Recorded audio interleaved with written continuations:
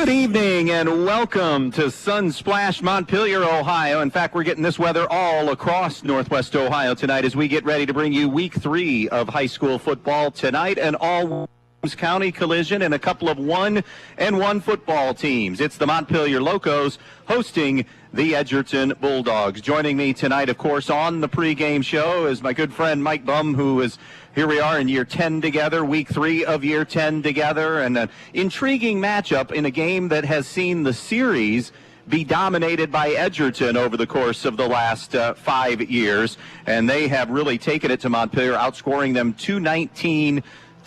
We don't expect a game like that tonight, like last year that went Edgerton's way 35-0. Let's start with a team that we have seen, and that was on opening night in the Edgerton Bulldogs. And in talking with some of the Edgerton coaches, they felt like in the loss to Eden, they played better than in the win against Hilltop. And boy, we were pretty impressed with the way they recovered from a sluggish start on opening night and took that game down to the final play in the loss to Eden. Yeah, breaking in 4 new offensive linemen, a new quarterback, a lot of question marks on the Edgerton roster this year. Week 1 against a pretty darn good Eden football team, and really had, just as good a chance to win that game down in the waning moments, and that game could have went either way, and Eden kind of pulled it out there at the end. But what really kind of struck me about Edgerton was whenever there was a big play to be made against, we're talking about Eden in week 1, they seemed to come up with it and make it. Now, that would be big chunk plays, whether it be with the jet sweep or whether it would be with a quarterback scramble, or more importantly,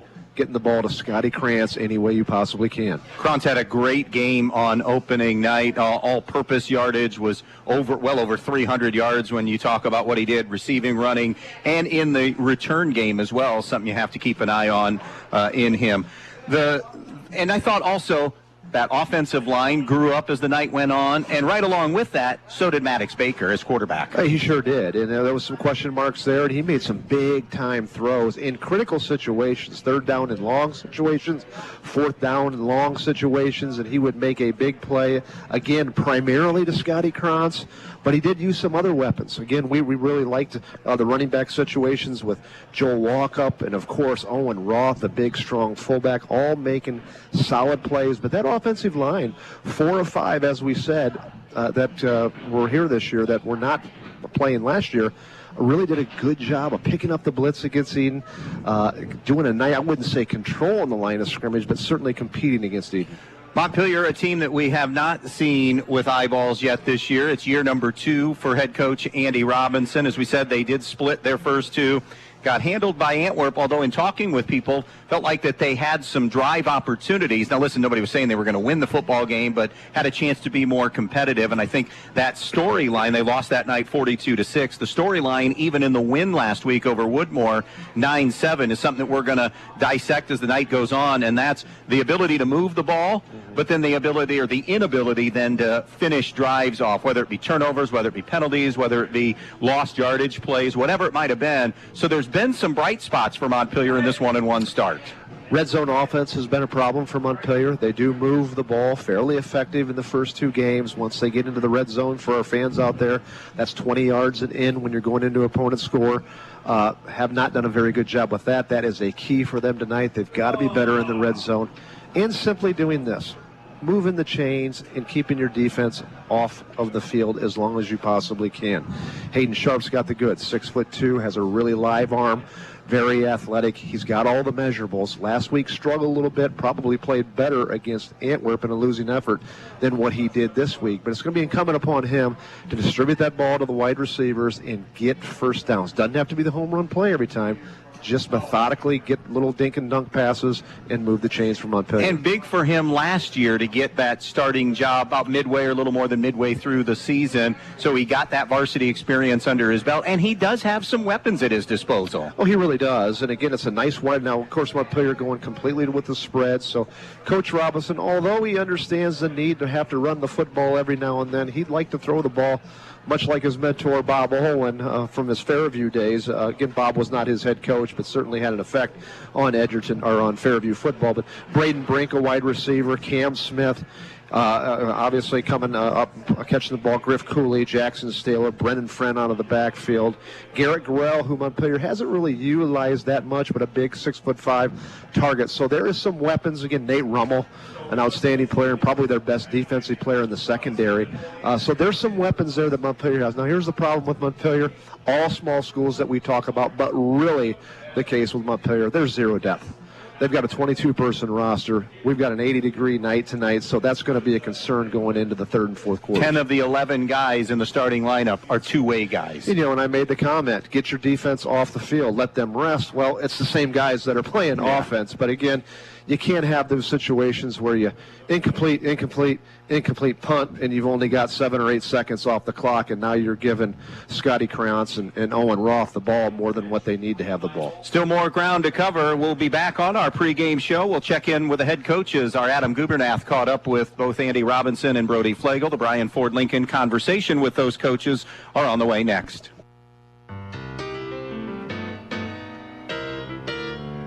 You know texting while driving is dangerous. That's not new information, yet most people admit to doing it anyways. Drivers are 23 times more likely to be involved in a car accident while texting. Know the facts and wait to text. The danger is real and it applies to you. Auto Owners Insurance, the no-problem people. Visit Andrews O'Neill & Lowe with offices in Archbold, Bryan, or Wauseon, or visit us online at andrewsoneillandlowe.com. I'm Paul Rohrig Jr. And I'm Sierra, and we are the new owners of Fackler Monument Company in Montpelier, Ohio. It's fair season, and we will have a booth at the Fulton County Fair this year. Come out and see our selection of styles and colors, and save 10% off all memorials and get free vases with purchase of an upright memorial. We're continuing the family tradition, and as a third-generation family business, the Rohrig family makes it easy to pick out just the right memorial. The Fackler Monument Company of Montpelier, Ohio, serving families since 1924.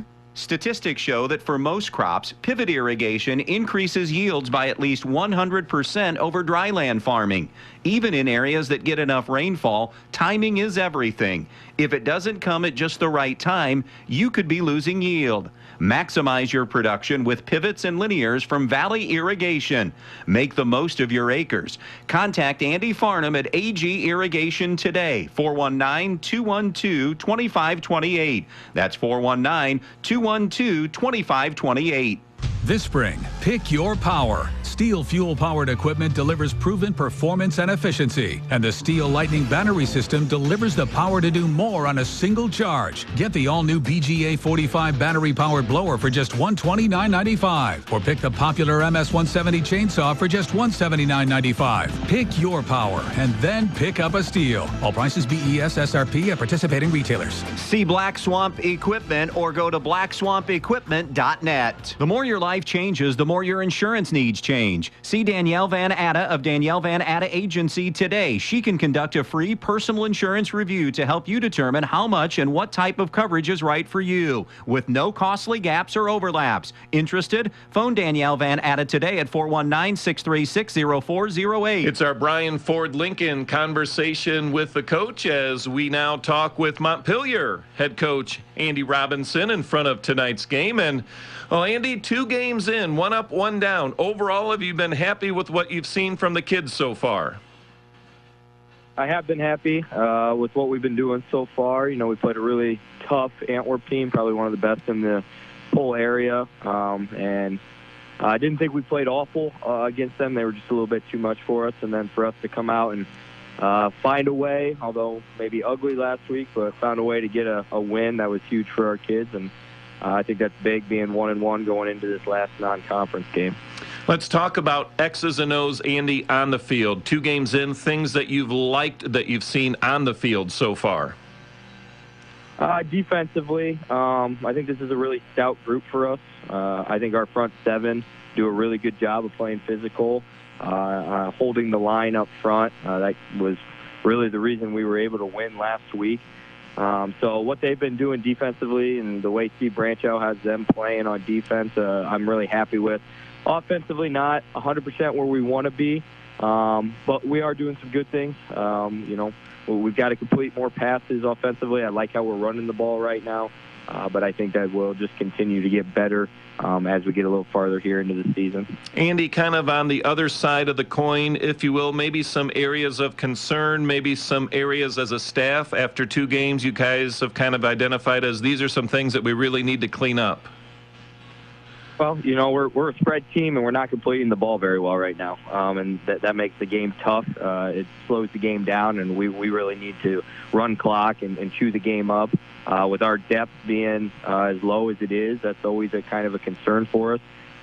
So just being able to run the clock, complete passes, and trying to stay healthy as we've been able to in these first 2 weeks. All right, so week number 3, you match up against Edgerton. Give me a scouting report on the Bulldogs, what you've seen out of them so far this year. It's another, typical Edgerton team. Brody Flegel does a great job with them over there, and they're always going to hang their cap on being able to run the ball and being physical up front. You got to be able to stop the Krantz kid. He, had 300-plus yards last week on his own. They move him around, do a lot of good things with him, so we got to know where he is at all points of the game. But I think we can match up with them if we can stay physical up front with them, complete some passes, keep the game moving along. I like our shots this week. Just listening to you talk, Andy, you mentioned physical play a couple of times. I think sometimes we can get caught up in X's and O's. A game like this, especially against a team like Edgerton, is that kind of one of the big keys? You just have to kind of match their physicality, especially up front? You absolutely do. If you don't match them, and really in the last few years, we haven't been able to match them. Last year, a little bit. But when you can't match somebody's physicality, especially a team like Edgerton, they're going to beat you up, and it drags on, and it becomes a really long game. But, I like our kids' mentality right now. This is a more physical team than we've been in the past. We got a group of kids that want to play tough brand of football, and I think that's going to help us this week. How important, Andy, is it that you get off to a good start in this game, maybe have some success early on in this matchup? It's huge. Last year, we were 0-0 with them for most of the first quarter, and we dropped 2 touchdown passes against them. And when you do things like that, and you're still trying to learn how to win games, it makes it tough. So we have to get off to a good start. We have to take care of the ball, and we got to put the ball in the end zone when we have opportunities to, especially early in the game. All right, outside of getting off to a good start, finishing off drives, anything else that really stands out to you, some keys for you guys to walk out with a win in it? Take care of the ball and keep the clock moving in this game. I think if we're able to do that and we can just hang around, I think we've got a really good opportunity to win this game on Friday night. Well, it should be a good one, Andy. We always appreciate your time. Thanks for the time here this week, and best of luck in this matchup with Edgerton. I appreciate it. Thank you for the coverage. Absolutely. Montpelier head coach Andy Robinson with our Brian Ford Lincoln conversation with the coach. Stay tuned. More to come as the pregame show continues on B-Rock after this. When you're in need of a new appliance, go to your local appliance dealer, Direct Link Appliance and Hardware in Bryan, and take it home today. They carry hundreds of new, used, and scratch and dent appliances in stock, and they carry the brands you need. Speed Queen, Whirlpool, Maytag, KitchenAid, Amana, and GE to take home right now with you. Then when you have something wrong in years to come, Direct Link will also service everything. No need to call that 800 number and talk to someone you don't know. Just call Direct Link at 419-636-4541, and they'll be out to fix it for you, whether it's under warranty or not. Direct Link Appliance and Hardware in Bryan, your local appliance dealer. Michael Jordan once said, "Some people want it to happen, some wish it would happen, and others make it happen." The Edgerton Bulldogs want it, wish for it, and make it happen. The Edgerton Athletic Boosters want to thank all of the Edgerton athletes for their hard work and dedication, and want to wish the athletes and coaches good luck. So from the Edgerton Athletic Boosters, go get 'em Bulldogs. We're behind you all of the way. Good luck to all the Edgerton athletes. Get to Donaldson's Ace Hardware on North Union Street in Bryan and pick up your gallon of paint to finish those outside projects at tremendous prices. Find the newest colors that are trending for 2023 and the best paint on the market. Clark & Kensington. Clark & Kensington paint should be your paint of choice. With excellent coverage, washability, and a lifetime warranty, Clark & Kensington paint with the primer built right in is the only paint you'll ever buy. And Donaldson's Ace Hardware on Union Street in Bryan is ready to help. Ace, the helpful place. Welcome back to our pregame show. Time now for our our Brian Ford Lincoln conversation with the coach, and we are talking with Edgerton frontman Brody Flegel. And Brody, coming off a nice win for your kids last Friday night. Overall, what were some of your takeaways from the Week 2 win? Appreciate you having us on. But like you said, always good to get in the win column. Proud of our guys' effort. But we know we still have a lot of things we want to continue to work on, some things we need to clean up offensively and defensively and special teams side of things. So we had a good week of practice, a good week of prep, because we know Montpelier is going to be ready to go. On the field, Brody, what did you do maybe better in Week 2 that maybe were some concerns after the Week 1 game? Well, I think some guys are getting comfortable in their positions. Anytime you get a few more games under your belt, players seem to be a little bit more comfortable. But and then we've talked before, our consistency needs to be better as a whole, as a team, as a coaching staff. So we're going to continue to work on those things and hopefully prepare us for a win Friday night. All right, X's and O's wise on the field, Brody, things that 2 games in that you're happy with, things that you've liked that you've seen so far on the field. Like I said, the effort has been there. Our guys are playing hard. And when your team's playing hard, you always have a chance. But I've also been very impressed with our younger players. We have a lot of sophomores seeing the varsity field, a lot of sophomore starters. We also have freshmen seeing some time. And some of those juniors are filling some key roles. So happy with that. Our seniors are stepping up and being leaders for the most part. And we're going to continue to put it all together and hope to put a nice product out there on Friday night. You know, Brody, I know it's only 2 games, but have you seen, again, kind of elaborating on some of those younger kids, have you kind of seen maybe that light bulb moment that they're starting to get things a little bit more as you've gone on? Yeah, I think some of those light bulb moments came between our second scrimmage and our first game. We really saw some different things on the field in that Week 1 game against Eden that we did not see in our scrimmages. So that was great to see. And then from Week 1 to Week 2, a slight improvement, but we got to continue to take steps forward here as the season progresses. All right, week number 3. Next up, Montpelier. Give me a scouting report on what you know about the Locos. Sure. Coach Robinson has those guys playing hard, and they battled us last year. They're going to be well coached and prepared. They got a nice athlete at quarterback, and they got some size and athleticism across the board offensively and defensively. So we know they're going to be ready. They're coming off of a win last week, and we got to be ready to go. You know, I know you'll have a good scouting report. You know what they're going to be doing, but still at this point, how much of it is worrying about what Montpelier's going to do as compared to worrying about what you need to do to be successful? Yeah, that's been a conversation we've had as a team. We obviously have to be aware of what Montpelier presents us and how we're going to attack that. But at the same time, an emphasis every week is on what we are doing and making sure we're cleaning up our own mistakes. We're not having any of those self-inflicted mistakes on Friday nights, because if you can eliminate those, it makes things a lot easier against your opponent. Other than eliminating those mistakes, give me a couple of other keys that'll be important for you guys to walk out with a win. Sure. Taking care of the football, like I said, is very important. We need to make sure we're doing that. As far as offensively, we need to make sure we are capitalizing on our drives. So when we are moving the football, that we are finishing those drives with points. We can't have drives stall out. Defensively, we have to continue to be good tacklers, and we can't miss assignments because they have athletes that will hurt us if we are not doing those things. You know, one kind of springboarding one more thing, how important that you guys are physical, especially up front, maybe be the more physical team in this matchup. Yeah, I mean, the game of football is won and lost up front. So both sides of offense and defensive lines need to be ready to go. We need to be on our P's and Q's and play fundamental football. All right, sounds good. Brody, we appreciate the time. Always a pleasure. Best of luck against Montpelier in this one. I appreciate you having us on, guys. Thanks. Absolutely. It's Brody Flegel, head coach at Edgerton. It's our conversation with the coach. Stay with us. More on the pregame show after this, right here on B-Rock. Are you looking for a mechanic that really knows how to repair both foreign and domestic vehicles? Let me recommend Dave Brown at Jason Dietz Customs and Collisions. Dave has spent the last 25 years diagnosing and repairing all makes and models of vehicles in Northwest Ohio. And he's now teamed up with Jason Dietz on State Route 6 just east of Edgerton. So if you're looking for a mechanic that can fix the problem that your last mechanic couldn't, think of Dave Brown at Jason Dietz Customs and Collisions. Who doesn't love being number one? When your team's dominating the standings, Or your favorite band rocks the charts at #1? It feels good, right? Kind of like how it feels when you have auto insurance with State Farm. Because making you feel like #1 is an honor your local State Farm agent takes seriously. Through the good times and not so good, your State Farm agent's proud to be here to help life go right. Call your State Farm agent, Jody Herman, in downtown Archbold today.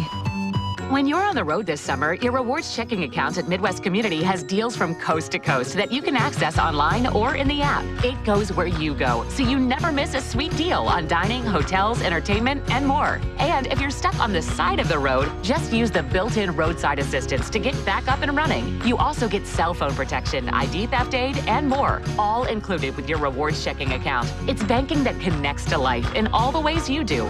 Learn more today at midwestcommunity.org. Camco Industries, with facilities located in West Unity, Ohio and Morenci, Michigan, has openings on all 3 shifts for production and assembly operators. We manufacture interior plastic products for the automotive industry. As an operator, you will be required to visually inspect, trim, assemble, and pack parts, as well as label containers. You must be able to pass an entry-level test and a substance abuse test. Camco also has openings for shipping associates, material handlers, and production leads. Camco offers a complete benefit package along with a bonus for the successful completion of probationary status, an attendance bonus, and a referral bonus. If you would like to join our team, please complete an application online at www.kumi-na.com or in person at Camco, 1001 East Jackson Street, West Unity, Ohio, Monday through Friday from 8 a.m. to 4:30 p.m. All rehires will be considered for employment. Andy Brigle, Mike Bumb back here at Hobie Krause Field in Montpelier. So glad you could be with us here on this Friday night. Other games that we'll be kind of monitoring as the night goes on. Defiance is at St. Mary's this evening. That's a WBL game. Bluffton at Ayersville. Archbold at Tenora. Bryan's at Fairview in a game you can hear on our sister station, Q96.5.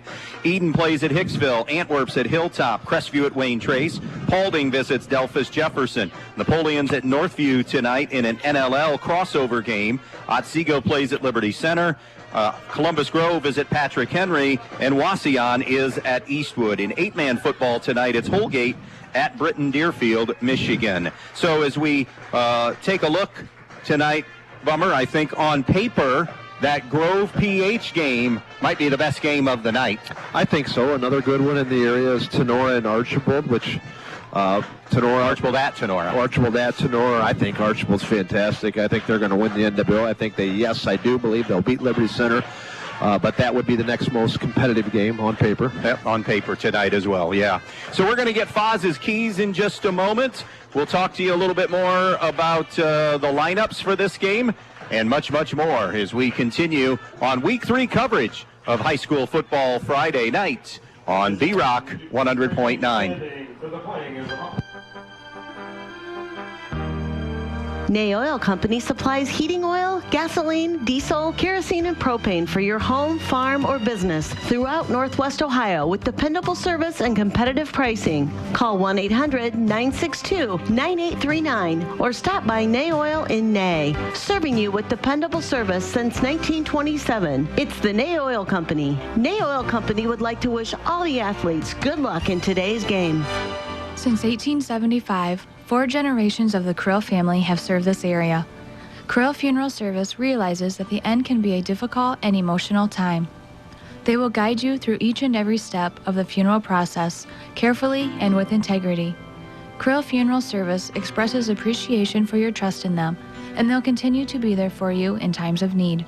Krill Funeral Service of Edgerton, Eden, and on West Mulberry Street in Bryan, where they offer an on-site crematory. Be part of the Montpelier Athletic Boosters and help support all the athletes at the Montpelier schools by calling 419-485-6785. The Montpelier Athletic Boosters would like to wish all the Montpelier athletes good luck in today's game. Strive to be the best, and you will succeed at everything you do. The Montpelier Boosters are proud of all your achievemements. Good luck and do your best. That's all anyone can ask. And go Locos! Peltz Lumber Company in Montpelier and Pioneer has some exciting news. Not only has Peltz been bringing you the finest in building materials for generations, now they have a new website with a huge selection of items for you to browse right at your fingertips and in your own home. Just go to peltzlumber.com and hit the products button, and there it is. Tools, hardware, lumberyard and building materials, windows, doors, kitchen, and bath. Check out the items you need and the prices, and stop by the store in Montpelier or Pioneer, or give them a call at 419-485-3059. Peltz Lumber, building for a new generation.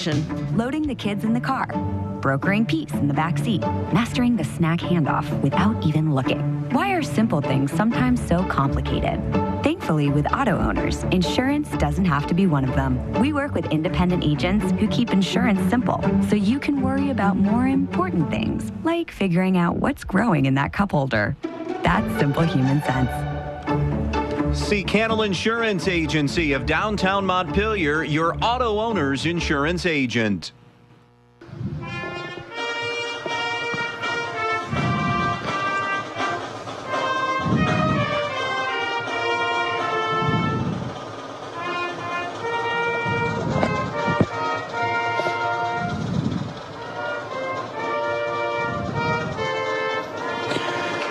Back in Montpelier, Fackler Monument Company, keys to the game tonight. Foz, let's start with Montpelier here at home. Well, Montpelier wants to throw the football. They want to throw the football a lot. The MO for Edgerton this year and years past is they like to bring a lot of heat. So Montpelier's got to pick up the blitz so Hayden Sharps has time to make the throws. Also, Montpelier, I think, needs to steal a possession. What do we mean by that? Get an onside kick, get a turnover, make some kind of big play on special teams. I think if they trade blows with Edgerton, they probably don't have as good of a roster, so they need to steal a possession. Go to the Edgerton side now to get a road win tonight. Yeah, get the ball early, often, anytime you possibly can, to one of the most dynamic players in the area, certainly in the GMC, number 3, Scotty Krantz. He gets the ball not only as a running back, also as a quarterback and in the wide receiver. I think Coach Flagel and the staff does an outstanding job of moving him around and getting him the ball. Got to do a lot of that tonight. Lastly, they have to win the one-on-one battles in the secondary. Don't think this secondary for Edgerton is as good as what they were last year when they had a dynamic secondary led by, of course, Corey Everetts. However, they're going to have to match up against some pretty capable wide receivers from Montpelier and win those one-on-one battles so Edgerton can afford to bring pressure on the quarterback. Probably helped a little bit that they've seen a spread look in Eden in week 1. Yeah, saw the spread look. Again, I think we'll see a lot of that. If you remember, they kind of mixed and matched, didn't play maybe as much man as we're expecting tonight. We'll see, but they did play a lot of man against Eden as well. All right, Montpelier are going to get the ball first. Hayden Sharps is the quarterback. You'll see Brennan Friend and Griff Cooley in the backfield with the wide receivers, Braden Brink, Chavez Martin, Nathan Rummel, and Cam Smith. Up front, the tight end, Grant Gurrell. The center is Carter Wade. The guards are Ash Walls and Landon Fackler. The tackles are Logan Pontius and Eli Fackler.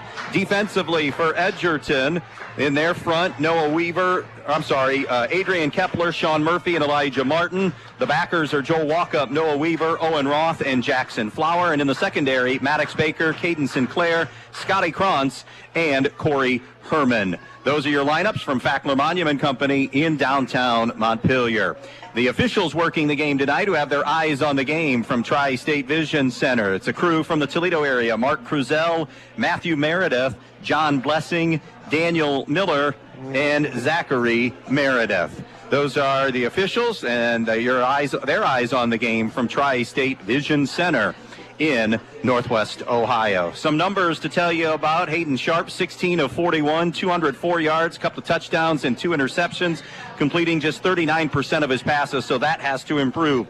Brennan Friend, the leading rusher, at 103. Cam Smith, 5 catches for 56 yards on the season. So, chatter is over. Montpelier 1-1, Edgerton 1-1. Temperature here in the mid to upper 70s at kickoff. We're going to stay probably in the 70s most of the night. In the 9 o'clock hour, that may trickle down into the 60s, but overall a beautiful night. Next to no humidity. It's just a summer evening here, late summer evening as we head into Labor Day weekend. And happy Labor Day weekend to all of the workers in the United States as well. Yeah. We've had 3 pretty good weeks of weather-wise for high school football.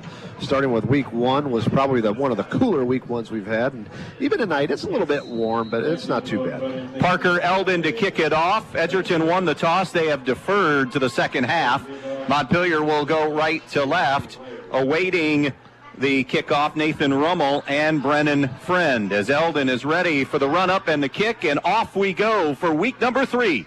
It's on the ground. A little dribbler going to be fielded across the 30, 35-40. Looking to get to the outside is Griffin Cooley, and Cooley is brought down near the 40-yard line. It'll be 1st and 10, so a pretty good start to this night as far as field position is concerned for Montpelier. Expect to see the same kind of defensive alignment that Edgerton showed against Eden. 3 down linemen, 5 linebackers, 3 people in the secondary. Looks like ball is going to be hash mark far side. Put it at the 38-yard line with a 1st down and 10. Working, of course, out of the gun is Hayden Sharps. 2 receivers right, 3 to the left. That 3-receiver set to the near side is the wide side of the field. Empty backfield on this 1st down. 3 down linemen for Edgerton. Little swing pass to the near side. It's caught by Cam Smith. Smith's got the edge. He's got more. 40, 30, 20, 10, 5. Touchdown. Cam Smith to the house, 62 yards, and it takes just about 7 seconds for the first points of the night. Hey, just a simple screen. It really wasn't even a bubble screen to Cam Smith, who was in the slot position, and I'd like to say it was really good perimeter blocking by the Locomotives, but that really wasn't the case. There was just nobody there. It's officially a 62-yarder. And lightning striking quickly here for the Lobos. On the board, up 6-0, and it appears as if they are going to try for the extra point. We haven't seen a lot of PATs this season in 2 weeks, Foz. We have not. I don't know if we've seen any. We have. 1. Edgerton kicks one. Oh, that's right, Edgerton. Yeah, you're right, week 1. Parker Eldon, the kicker, and does a good job there. Handling it here is Cameron Smith. Snap a little high, gotten down, kick on the way, and it is good. 11:41 to go. 7-0 Montpelier. We're going to stay here since we had such a quick score and tell you a little bit about the offensive look for the Edgerton Bulldogs tonight. Their quarterback is Maddox Baker. We will also see, of course, Scotty Krantz take some snaps as well. Owen Roth, Joel Walkup in the backfield. Corey Herman, Noah Weaver, wide receivers.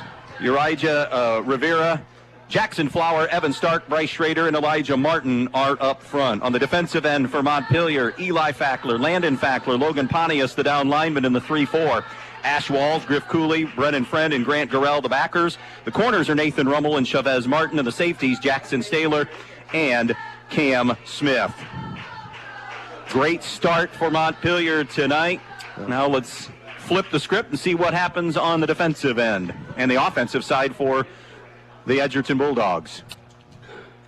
Talking to the coaches, Montpelier's got pretty good front line players, and by that I mean they're starting 11 on both sides. They really like. They just don't have any depth, and you know the kid needs a break or someone get injured. It's a big drop off. But the front 11 from Montpelier are solid football players. Back deep for Edgerton are Owen Roth and Joel Walkup. Standing near their 10, Cam Smith handles the kicking duties, both kicking and punting. He's also the punt returner in the special teams. 11:41 to go here in this first quarter. And on the first offensive snap, a 7-0 Montpelier lead. Edgerton will be moving left to right.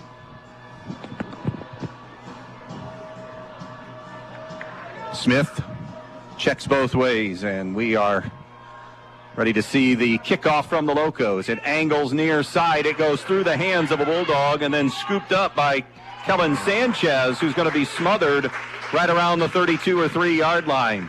First man on the scene, Wesley Hartsock. It's a pretty good location there for Cam Smith to kick the ball. Although Scotty Krantz was not returning on that time, again, there's Joe Walkup, who's a pretty dangerous return man, and he was in there. So I think in that area is probably a safe kick for Montpelier. 1st and 10 for the Bulldogs at their own 33-yard line. Hash mark near side is the spot. Breaking the huddle with Baker, the quarterback. He'll have Roth in the backfield with him. Twins to the left, a single receiver to the right, and that's Krantz to the near side. Out here on him is Nathan Rummel. Baker brings Krantz in motion. They'll give it to him on the jet sweep. Little stutter step move in the hole, and he got back to the line of scrimmage. Really good pursuit by Montpelier, led by Cam Smith, who brought him down. Yeah, Locomotives are in a 4-4 look, which I think is pretty much as good a defense as you can have against this front. Edgerton likes to go around the perimeter. They like jet sweeps. They like bubble screens. So having a 4-4 look kind of spreads you out and forces them to go sideline to sideline. They gave him a yard, and now that triangle look in the backfield with both Walkup and Roth. One receiver both ways on 2nd and 9. Baker with his first throw. Looks down the middle and off the hands of Weaver. He had gotten behind Jackson Staylor, but Weaver unable to look it in. That was a catchable ball, and now it'll be 3rd and 9. Should have been caught. Montpelier was in a man-to-man situation, and it was a very well-thrown ball that time by Maddox Baker, and that hit Weaver right in the hands. That's got to be caught. 3rd down and 9 for Edgerton from their own 34. 10:56 left in the quarter. 3 receivers left, 2 receivers right, so an empty backfield. Krantz goes in motion to the far side. They fake the jet sweep. Pass to the near side, deflected, and falls incomplete. Batted down. Yeah, that time that was Grant Garrell. Garrell. The 6'5" hybrid kind of defensive end / outside linebacker, getting his big paws up there against the 5'7" Maddox Baker there, and that's a good matchup for the Locomotives. Pretty good job by Montpelier defense with a 3-and-out. Boy, you couldn't have drawn up a better start for Andy Robinson. Big strike for the touchdown. Defense forces the 3-and-out. Corey Herman on to punt for Edgerton. Little pressure up the middle, got it away. Cam Smith gets everybody away from it, but then it takes a big Edgerton roll down inside the 20-yard line. So that'll be about a 38-yard punt, no return. Yeah, when you got one guy back, Andy, I haven't been harping on this that much this year, have I? No. When you got one guy back, especially in high school ball, it's sometimes hard to field those punts because the punters don't have as good a hang time, and the returners in high school maybe aren't as fast, and that's a big deal there, that hidden yardage that you lose. I always liked, unless you got a dynamic returner, having 2 guys back. 1st and 10, Montpelier, near their own 20-yard line. One running back is Friend. A pistol look here offensively for Sharps. 3 receivers to the right, 1 receiver to the left in the 4 wide. They'll give it to Friend. Has a little running room before Weaver and company help drag him down. Also Roth in on the stop. Picks up about 3 on the carry, so it'll be 2nd and 7. Yeah. Really liked the first game of the season, Weaver. We thought he did a nice job. He had some cramping problems, if you recall, against Eden, but he was a key cog in that tough loss against Eden, but was all over the field. 7-0 Montpelier on the Andres O'Neill and Lowe scoreboard. Couple of minutes in. 2nd down and 7 for Montpelier. Same look as the previous snap. 3 receivers right, 1 to the left. Now they'll send Friend in motion to the far side out of the backfield. A shot downfield for Chavez Martin. He's behind the defender, and it's incomplete. Ball a little bit underthrown. Caden Sinclair, remember, he was the corner they picked on a little bit in that Eden game and found some chances deep. This time, ball underthrown and kind of was up to the task. It'll be 3rd and 7. Yeah, pretty good coverage there by Sinclair. Chavez Martin is a kid that they like to get going vertical. He's got a lot of speed, not a great route runner, but can outrun you. And that time, as you said, ball just a little bit underthrown. So 3rd and 7 for Montpelier at their own 23. 3 receivers come left, 1 receiver to the right side in the pistol. Friend in the backfield. Straight drop for Sharps. Little out route. It is behind and incomplete. Braden Brink, the intended target. Coverage on the far side by Baker, and it'll be 4th down coming up. Yeah, and that's the thing that Hayden's going to have to work on, the accuracy. He's got a live arm. He's got a big, strong arm. He's 6'2", runs really well. Love everything about it. Still just a baby, as only being a sophomore. He's got the goods to be a great quarterback. Just got to work on that accuracy a little bit, and I believe he will. Eden strikes first. They lead Hicksville 7-0. Bryan a 7-0 lead on Fairview, and Liberty Center out in front 7-0 on Otsego. Here's the Smith punt. It's a wobbler, and it's a shank off to the right. Edgerton is going to get terrific field position to start this drive. It'll be in plus territory. We'll take a quick break. Back in 30 seconds, 7-0 Montpelier. Your friends at your neighborhood Eden Farmers Co-op Country Store would like to invite you to stop in at the Eden, Montpelier, and Edgerton stores to check out their complete line of pet supplies, animal feed, and outdoor products. Their friendly, knowledgeable staff is ready to answer all of your questions concerning their complete line of Kalmbach, Land O'Lakes, and much, much more. For your convenience, your purchase can be carried to your vehicle by one of their employees. Be sure to stop by soon and see them at your hometown country store, the Eden Farmers Co-op. Officially, they'll mark it at the 28 of Montpelier in a neutral zone infraction from Montpelier. So free 5 for Edgerton. It'll now be 1st and 5 at the Montpelier 23. And Coach Robinson knows this better than any of those other things you just can't have. The infraction on all sides there, the bad punt. Roth in the backfield. Baker has 2 receivers left and a receiver to the right. Krantz comes in motion now to the far side. They'll give it to Owen Roth, and he is swallowed up in the backfield. Eli Fackler, 6'2", 205-pounder. Big. I mean, boys, if anybody looks the part in a football uniform for Montpelier, it's Eli Fackler. Yeah, he's got all the measurables, and also Ethan Pontius that time, another very dynamic sophomore, very strong and powerful. A kid who bench presses over 300 pounds is only a sophomore. Both of them in for the tackle. Loss of a couple. It'll be 2nd and 7 now. Back near the 28-yard line, let's say. High snap. Baker throws a quick screen to the far side. Weaver has it. Weaver is cut down, but should have enough for the first down. And it is. Martin made the stop on the far side for the Locos, but for the first time tonight, Edgerton will move the chains. It's a nice job there. Again, Edgerton loves hitting those little screens and bubble passes. 1st and 10 at the 17 of Montpelier. Locos up 7-0, but Edgerton, after the shank punt, threatening. The rollout for Baker got a man wide open. It's caught by Herman. Herman will be tackled, but downfield by Nathan Rummel. He's going to have about 8 on the completion, and it'll be 2nd and short for Montpelier at the 9. Little hurry-up offense there, kind of caught Montpelier off guard. And that's exactly playing with some tempo here as they'll send trips to the left. 1 receiver to the right. Krantz ready to take the snap now on 2nd and a long, or make it a short 2 at the 9-yard line. Krantz with a quarterback draw, runs into the teeth of that defense. Brought down by Friend and Ash Walls. And it's going to be enough for a first down, though. And it'll be 1st and goal, Edgerton, at the Montpelier 7-yard line. Pretty well defended, though. Again, Scotty Krantz is going to draw a crowd. Everybody has to know where he's at, and that's been emphasis all week for the Montpelier defense. Baker back to quarterback. 2 receivers left, 2 receivers right. Roth in the backfield on 1st and goal now. Going in motion is Krantz to the far side of the formation. That's where they'll roll Baker out that way. He has time. Looks, and now being chased by Friend, who ushers him out of bounds on that far sideline. Yeah, it was a great job, and that 4-4 defense that Montpelier has, which is the right defense against this style of offense. And Brennan Friend, being in the outside linebacker position, did a nice job of stringing it out, using the sideline as another defender, and knocking Baker out of bounds. Lost maybe a yard on the scramble. 2nd and goal from the 8-yard line. 8:19 to go here in the opening quarter. 2nd possession of the night for Edgerton. They trail the Locos 7-0. Montpelier hit the big one on the first play of the game from 62. Here's Baker. Gives inside to Walkup. Walkup into the waiting arms of Ash Walls and on his 2nd stop.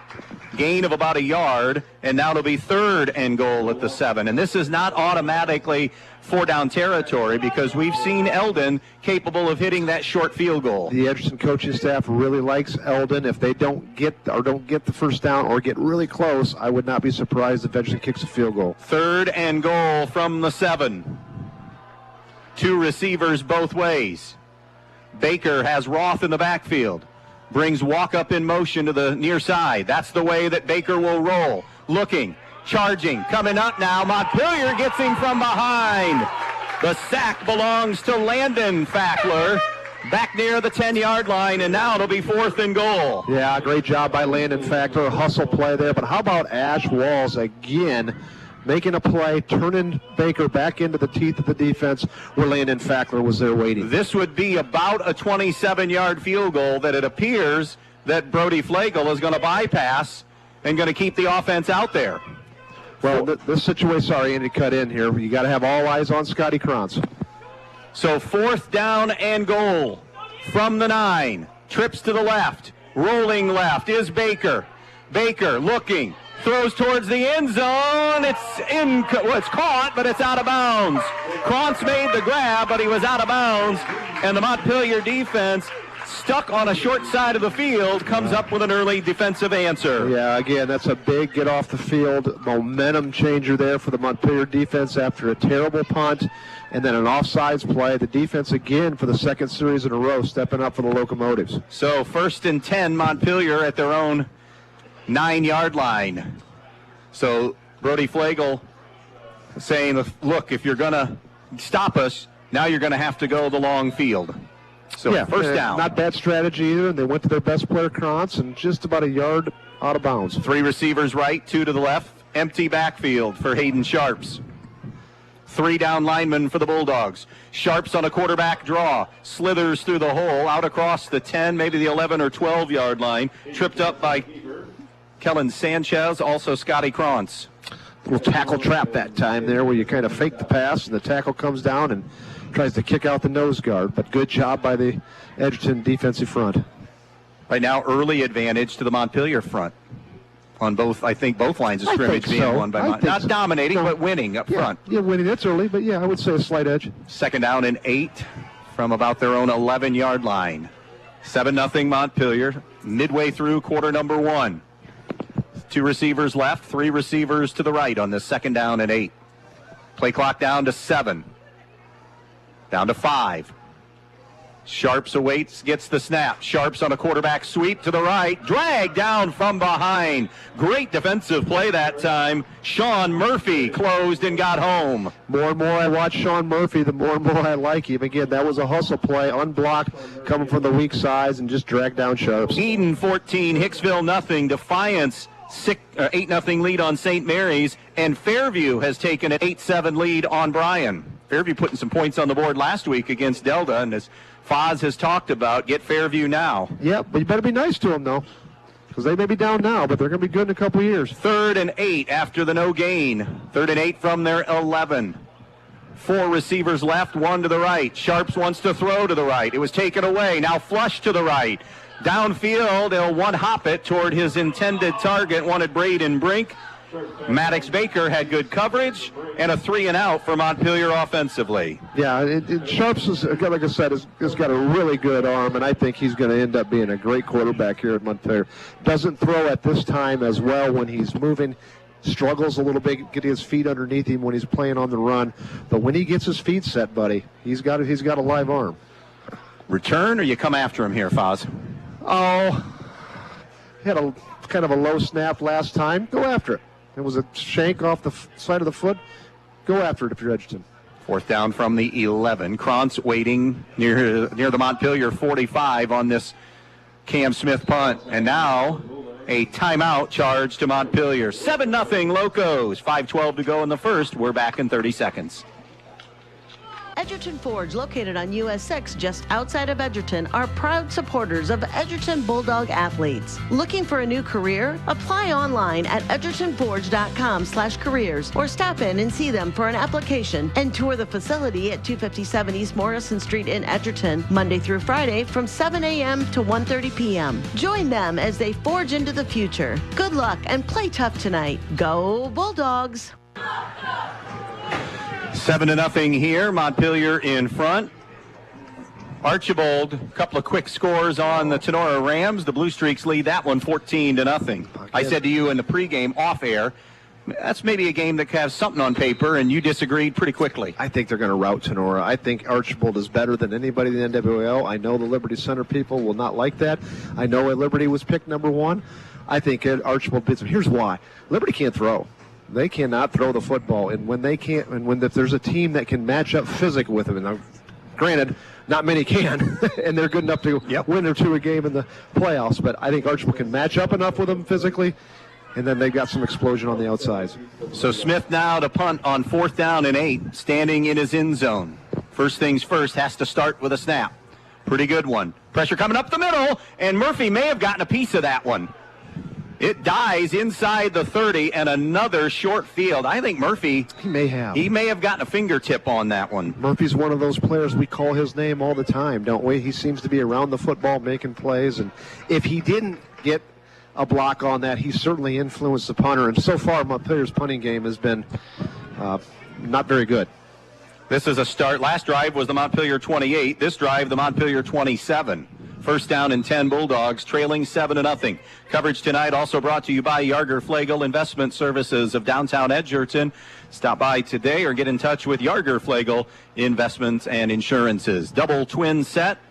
Maddox Baker, the quarterback. Roth is the running back on 1st and 10. Walk-up comes in motion. They fake the jet sweep to him. Baker wants something down the middle, and it's intercepted. Picked off by Braden Brink, returned to the 30, and taken down at the 32. Brink did a great job of deking Baker, who thought he had Krantz wide open, and he did initially. A little late, Brink the pick. I don't think Maddox Baker saw Brink at all there, and it looked like Krantz was wide open. And I can't say it any better than what you did, Andy. That was a great break by Brink, where he came really out of nowhere and high-pointed it, and then a little bit of a return on top of it. Nice play by Brink. A second drive where Montpelier stifles Edgerton on the plus side of the field, and now they have a 1st and 10 at their own 30.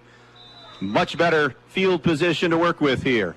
Trips to the right, one receiver left. Sharps in the pistol, gives to Friend. Friend tries to bounce to the outside, now cuts back to the end, backing his way across the 35, out to about the 37-yard line.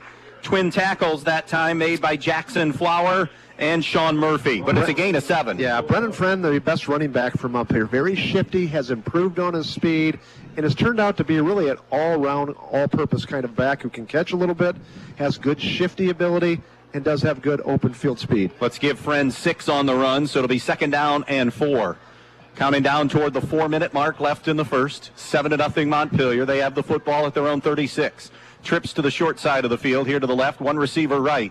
Hand off to Friend again. Has daylight, 35, 40, 45, and going to be taken down there. Joel Walkup, but it's downfield at the 44. Got 8 on the run, and that'll move the chains for a Montpelier 1st down. You watch how Friend moves laterally. He can step and really not change his speed location there. Another nice job by the Montpelier offensive line, creating some seams. End of one. Defiance 14, St. Mary's nothing.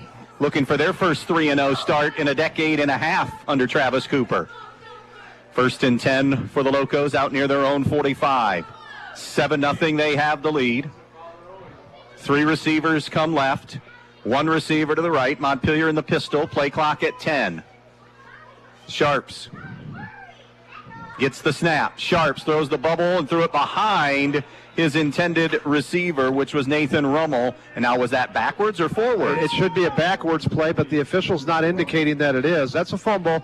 That should be 5 yards back, and I think Montpelier's going to catch a break here, but at least from my angle, that looked like that was a lateral pass. I agree. But it'll be 2nd down and 10 from their own 45-yard line. As you always say, Andy, move on. Right? I do. Chalk it up and move on. Live for another down. That's right. 3 receivers to the left, 2 receivers to the right. So an empty set here on 2nd and 10 at the 45-yard line. Sharps pumps, flushed, right side, on the move. May have to just throw this one away. Now sends it downfield, nobody home. Giving chase on that for Edgerton was Jackson Flower, but he was always trying to throw that one away, and it'll be 3rd and 10. Sharps right now is 5 for 6, had the 1 screen pass that went 62 yards for the touchdown, but hadn't been able to complete one since then. And I think that's a key for the Edgerton defense, is bring pressure up the middle and make Sharps move and throw on the run, and I think that would be advantageous for the Bulldogs. And they're doing that, doing a nice job of it. 3rd down and 10, Montpelier at their own 45. 3:15 to go in the first. Still plenty of time on the play clock at 15. Pistol look, 3 receivers left, 1 to the right. Sharps on a deep drop. Sharps wants one down the field, and nobody home. Miscommunication there with Cam Smith on the route, I believe. Scotty Krantz was actually the closest dude there. Yeah, not much there. Don't know if that was miscommunication or what.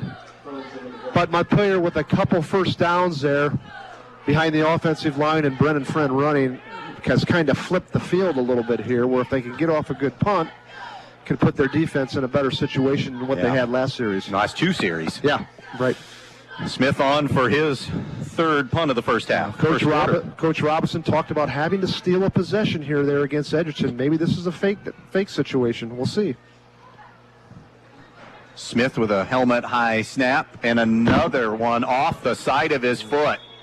If that got to midfield, it's barely. Yeah. I think here are a couple things, Andy, looking forward. They're still walking, by the way. About a 2-yard punt. 44-yard line. Well, here's what's going to happen because of the punting game's been so bad. Montpelier's going to start going for it more on 4th down, or they're going to start faking punts. So I'm going to bet my bottom dollar, if anybody's out there listening, the Locomotives will fake at least 1 punt today. And that is Foz money, too, by the way. Foz money, This baby. is not just normal money. This is Rockefeller cash. You got it, brother. First down and 10. Edgerton at the Montpelier 44. 2 receivers right, 2 to the left. Little play action, bubble screen. They swing it to Krantz. He gets away from one man. Can't get away from the next wave, though. He does fall forward and get positive yardage. Grant Gurrell brought him down. Ash Walls was on the hunt as well. It'll be 2nd down and 9. Yeah, and that was, again, something that Coach Branshaw, the defensive coordinator from Montpelier, said. And all 11 guys have got to know where Scotty Krantz is at every single snap. And so far, so good there. Doing a pretty good job against him. So it'll be 2nd and 9, Edgerton at the Montpelier 44. This is the 3rd straight drive they've begun in Montpelier territory. Trips to the left. 2 backs in the backfield. Baker gives to Roth. Stutter step move, now follows his blockers. Has room. 35-30, and he's going to be brought down on a touchdown-saving tackle by Rummel inside the 30 to the 26, gain of 18. Yeah, Roth, the big hammer, if you will, in the interior there for the Dogs. And you get so focused on Krantz and the jet sweeps, you forget sometimes about Owen Roth, and he's a physical back. Tempo for Edgerton. Trips to the left. 2 backs in the backfield. Little swing pass. Weaver far side. Great pursuit by Cam Smith. He got there in the blink of an eye and buried Noah Weaver. Yeah, he sure did. Great job by Cam. Caught the big touchdown pass earlier, and that time snuffed out the freeze or the screen pattern there, and great collision too.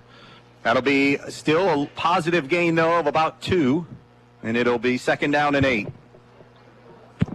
After the Weaver short gain on the play to the 26-yard line. 1.5 and counting to play in the first. Locos up 7-0. Right now, Maddox Baker is 4 for 8 for 19 yards. He does have the 1 INT. 3 receivers right, 1 to the left. Roth in the backfield. Baker to throw. Baker flush from the pocket. Now coming back to the far side. Baker going to tuck and run and get what he can, and he is going to be twisted out of bounds by Braden Brink on the far sideline. Got a couple, and it'll leave them with 3rd and manageable here. 3rd and about 6. I think if you're Edgerton, you're okay with that. There was nothing there. Maddox Baker kind of eluded the first tackler and ended up getting some positive yards. So 3rd down and goal from the 3rd and 6 from the 26. 4 down territory here for sure. 2 receivers right, 2 receivers left. Roth in the backfield. Baker on another mini roll to the right side. Throws in the flat, wide of the target, incomplete. Wanted Corey Herman, and a hit to dislodge any potential of catching it by Nathan Rummel. Yeah, Nathan Rummel's probably the best defensive back Montpelier has. A little bit undersized, but is always in good position. That time came up and was physical. Eden 20, Hicksville nothing. Wasion leads Eastwood 7-0. Northview a 14-7 lead over Napoleon. Ottawa Hills leads Swanton 21-0, and Bryan now up 21-8 on Swanton. Bryan now up 21-8 on Fairview. 4th down and 6. Bulldogs go for it. They bring Roth in motion. He has it. Cut back. Roth nowhere near first down yardage. Not once, not twice, but now 3 stops when Edgerton started in Montpelier territory, and they've come away with nothing. Coach Branshaw talked about we've got to defend the jet sweep, and that was a great job that time by Griff Cooley in that outside linebacker, defensive end, hybrid position, making the play against Owen Roth. It'll be first down and 10 for Montpelier at their own 25. See if Montpelier goes back to the running game a little bit. Check at 21. Empty backfield here, so it's either a quarterback draw or a pass. But Brendan Friend out of the backfield's had some success. Trips to the left. 2 receivers to the right. Play clock at 7. Sharps awaits and gets the snap. Sharp to throw near side. Caught by Cam Smith. Corey Herman, he played that gorgeously. Made that initial hit, walk up there to make sure he cleaned it up, and that's going to be the final play of quarter number 1. 12 minutes in the books here in Montpelier. Our score after 1, Montpelier 7 and Edgerton nothing. This is high school football on a Friday night on B-Rock Sports. John Dye and everyone at Strong Real Estate in Montpelier would like to wish all the athletes in tonight's game good luck. Located right in the heart of Montpelier, Ohio, Strong Real Estate Solutions is successfully helping people find that perfect home, building lot, or commercial property. Strong Real Estate Associates are available to provide you with full service in all your real estate needs. Contact John Dye today at Strong Real Estate Solutions in Montpelier, Ohio.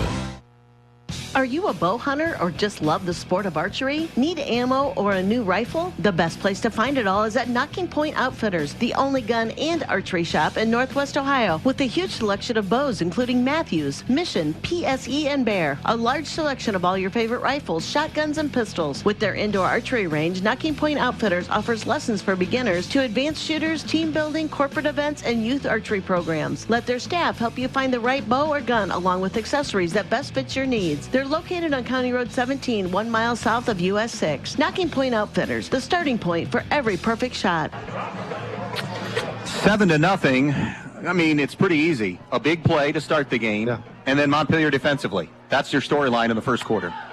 Yeah, really defensively, Edgerton's looked good too, other than the first play of the game, and they just kind of were out of sorts or whatever, and Montpelier hit them for a big one. So defensive struggle by both teams. I think the Montpelier defensive game plan has been fantastic. Watch out for the jet sweeps. Doesn't do good to put another person over the top of Scotty Krantz because most of his plays are all horizontal, not vertical. I think they've done a nice job with that. On the other side, Edgerton's done a good job of getting pressure on Sharps, and other than that first pass, Sharps has been largely inaccurate. So credit Edgerton defense for getting Sharps to move on the run more. That last swing pass for Montpelier lost 4 on the final snap of the first quarter, so it's 2nd and 14 from their own 17. 2 receivers to the right, 1 to the left. Inside give to Friend, and he'll lose yardage. Guess who? Sean Murphy, who's been terrific tonight, makes the stop, and another loss on the play. Back to the 15. Yeah, Sean Murphy again showing up. We've talked about him already. We're getting tired of saying good things about him, but a real good football player again, living in the backfield that time for the Bulldogs. 3rd down and 16 for Edgerton for Montpelier, back at their own 15-yard line. Screen, draw, something here. Safe, you think? 3rd down and 14. 16. Yeah, I think 16, yeah. Brennan Friend in the backfield. Had some success sometimes of getting a one-on-one with Chavez Martin, who's pretty good vertically. 4 down lineman. Sharps wants to throw. Little outside route caught by Smith. Dragged down. He got probably 13 of the 16 yards needed, but still going to be shy of a first down. 4th and 5. The smart play is to punt. Montpelier's last 2 punts have averaged 3 yards. I wouldn't be surprised if Montpelier stayed on the field here and went for it. And I understand what you're saying. I get it. And I'm not necessarily disagreeing, but I'm just to throw this out. Edgerton gets a stop here. This will be a 4th possession they would take over in Montpelier's territory, but I get it. 4th down and 6 for the first down. 2 receivers right, 1 to the left. Edgerton moved up front. So now it becomes a totally different play call here on 4th and about 1. It does. Now, here's the thing. The negatives for the Locomotive is they never go underneath center. So that 1 yard is a little bit more challenging when you're out of the shotgun. And it's going to be a little longer than a yard. Well, no, it's not. Yeah. I stand corrected. Okay. So now 4th and 1. The offense does stay out there again at the 31-yard line, beg your pardon. 4th and a yard. It's a pistol formation on 4th and 1. Trips to the right. One receiver to the left. Play clock at 13. Sharps will bring his, now to be a tight end who gets the snap, and they try to pound him straight forward, and they get it, I think. Grant Gurrell, the former quarterback, shades of the ND play last year where they brought their tight end under center. It's close. I think he got it. They've already signaled. Okay, very good. What a great conceived play by Andy Robinson that time, though. Bringing Grant Gurrell in motion, gets a snap underneath center, something Montpelier never does, and it was just enough to get the tough 1 yard. Gurrell with the 6'6" length, and he needed all of it. Yeah. They're counting out Benjamins here for the Foz. This is his pay for the night, right next to you, Foz. Very cool. Retirement pay. 1st down and 10 from the 32. As Gurrell gets the 1st down. 2 receivers right. 1 receiver going wide to the left. Pistol formation. Friend the running back. 10.5 to go, first half. 7-0 Montpelier on the Andres O'Neill scoreboard. Sharps to throw. And he threw behind his intended receiver, Smith. I think it was supposed to be a slant route, and then ended up behind him. So 2nd down and 10. End of 1 from Tenora. 28-0 Archibald. This is late first quarter. Bryan 21-16 over Fairview. Delta leads Lake 7-0. Didn't mean to interrupt you there, Andy, but again, that just shows you Tenora's a good football team, and they're getting absolutely housed by the Streaks. Streaks are legit. You got Antwerp. You got potentially Ayersville in the mix. We're going to throw Tenora in there, but it is I think, a little watered-down GMC this year. A little top-heavy. Overall, I think it's fair to say it's just not as good as it's been in the last several years. 2nd and 10, Montpelier from their own 31. Sharps on a deep drop. Sharps eludes one. Look out, Weaver coming from behind, and he throws it. It's almost intercepted. Nearly picked on the play by the Edgerton linebacker. I think it was Sanchez, and now it will be 3rd and 10. With the spread offense, it looks real good when you're completing passes, but when you're incomplete, it can look really ugly in a hurry. Liberty Center, a 21-0 lead on Otsego. So well on their way to 3-0, it appears. Otsego came into that game at 0-2. 3rd and 10, Montpelier at their own 21. Twins right and left. Friend the lone setback in the pistol. Back to throw is Sharps. Sharps under duress. Sharps getting away and now just throws it away near side. Heavy heat coming from Elijah Martin. Big fella, 6'4", 235. Yeah, now you got to punt. You got to punt. Getting close to an area where maybe we could see a fake later on, but 4th down and 10 is just too long to fake a punt 95% of the time. So I think the Locos will kind of bite their nails here and hope they get a better punt off than they've had the last 2. 4th and 10, Montpelier at their own 31. Krantz waiting back near his own 35 to receive this punt. 10:08 left, first half. A lot of incomplete plays or passes in this first half of play, slowing momentum down. Smith waits on the snap. No pressure coming. It did a little late, and a much, much better kick. Krantz goes over, makes the grab at the 35, 40, sideline right, 45, slam down just shy of midfield. The hit was applied by Malachi Smith, freshman. Good for him, freshman getting in there. That was a big-time hit, too, against one of the best players in the area, Scotty Krantz. Well, it's not officially on Montpelier. Well, yeah, it is. They gave him forward progress. So another Edgerton drive. I mean, this has been a game that's been played entirely in Montpelier's side of the field. And so far, they've pitched the shutout, but living dangerously. Weaver, receiver to the left. Tight end to the right. 3 running backs for Maddox Smith. They give to the deep back, Krantz. Krantz dragged down from behind. Good play defensively by Eli Fackler. Got a couple. It'll be 2nd down and call it 8 for the first down. At the 47-yard line, hash mark far side. Edgerton's offense moving right to left. Trailing in this one 7-0. 9.5 to go, first half. Baker has Roth lining up to his right. Trips to the left, one receiver right on this 2nd down and 8. Baker wants to throw, slings it near side, walk up the grab. Steps away from Gurrell. He'll still get credit for the tackle. It's a gain of 5, though, on the pitch and catch to the 43, and it'll be 3rd and 4. I think if you're Montpelier, you can probably live with that, and I think if you're Edgerton, you can live with that too.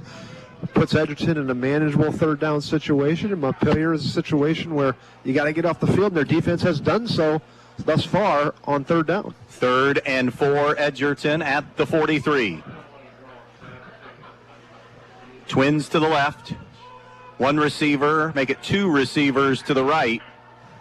Baker in the gun. Those 2 receivers, actually it'll be more tight end right. Walk up goes in motion. Fake to him. Fake to Roth. Baker under pressure. Got a late block to help him. Now he's going to scramble. 45, and he's belted down shy of the 1st down. I think, Staler was there. Fackler was there. And that was Jackson Staler, I think, that came in and made the initial contact there at the strong safety. So now, Foz, you got a 4th and 2 for Edgerton at the 41. Yeah, and you got 2 real good backs, Scotty Krantz and, of course, Owen Roth here. And Walkup, they're all back there. One receiver and a tight end to the right on 4th and a long 2 from the 41. Can Montpelier get yet another stop on 4th down? Baker awaiting the snap. Hard count. And now timeout Edgerton. 10 seconds to go on the play clock. 7-0 Montpelier, a 4th down and short when we come back. If you've been thinking about a remodeling project for your home or business, Thiel Supply Center in Blakesley should be your first choice. Thiel Supply Center in Blakesley, and not only has all the lumber for that project, they also have all the building supplies you'll need, along with everything you need for the project, including the cabinetry, plus the expertise to help make your home even more beautiful. It's all at Thiel Supply Center, located in Blakesley. Thiel Supply Center, wishing good luck to all the players in tonight's game.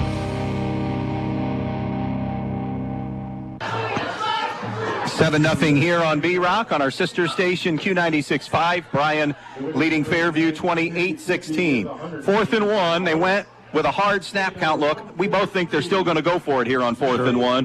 Who gets the football and how do they get the football? It's a long one. Who's closer to 2? Let's call it 4th and 2. Who's had the most effectiveness, I think, so far has been Owen Roth. Again, all eyes are going to be on Scotty Krantz. What I would like to see is a fake jet sweep to Krantz, give the ball right up underneath to Owen Roth. We'll see what the Dogs do. 2 receivers left, 2 receivers right. Roth the running back. 4th and 2 at the 41. Walk-up comes in motion. They fake the jet sweep. They want Weaver. It's batted down by Gurrell and denied again the Edgerton Bulldogs. That came right there, Foz. That was all about physics. 6'6" Grant Gurrell on 5'7" Maddox Baker. And that's his 2nd knockdown that he's had today. Again, coming unblocked with a big, tall defensive end like Grant Gurrell. You got to get your hands into his midsection so he drops his hands down, especially when you're dealing with a 5'7" quarterback in Baker.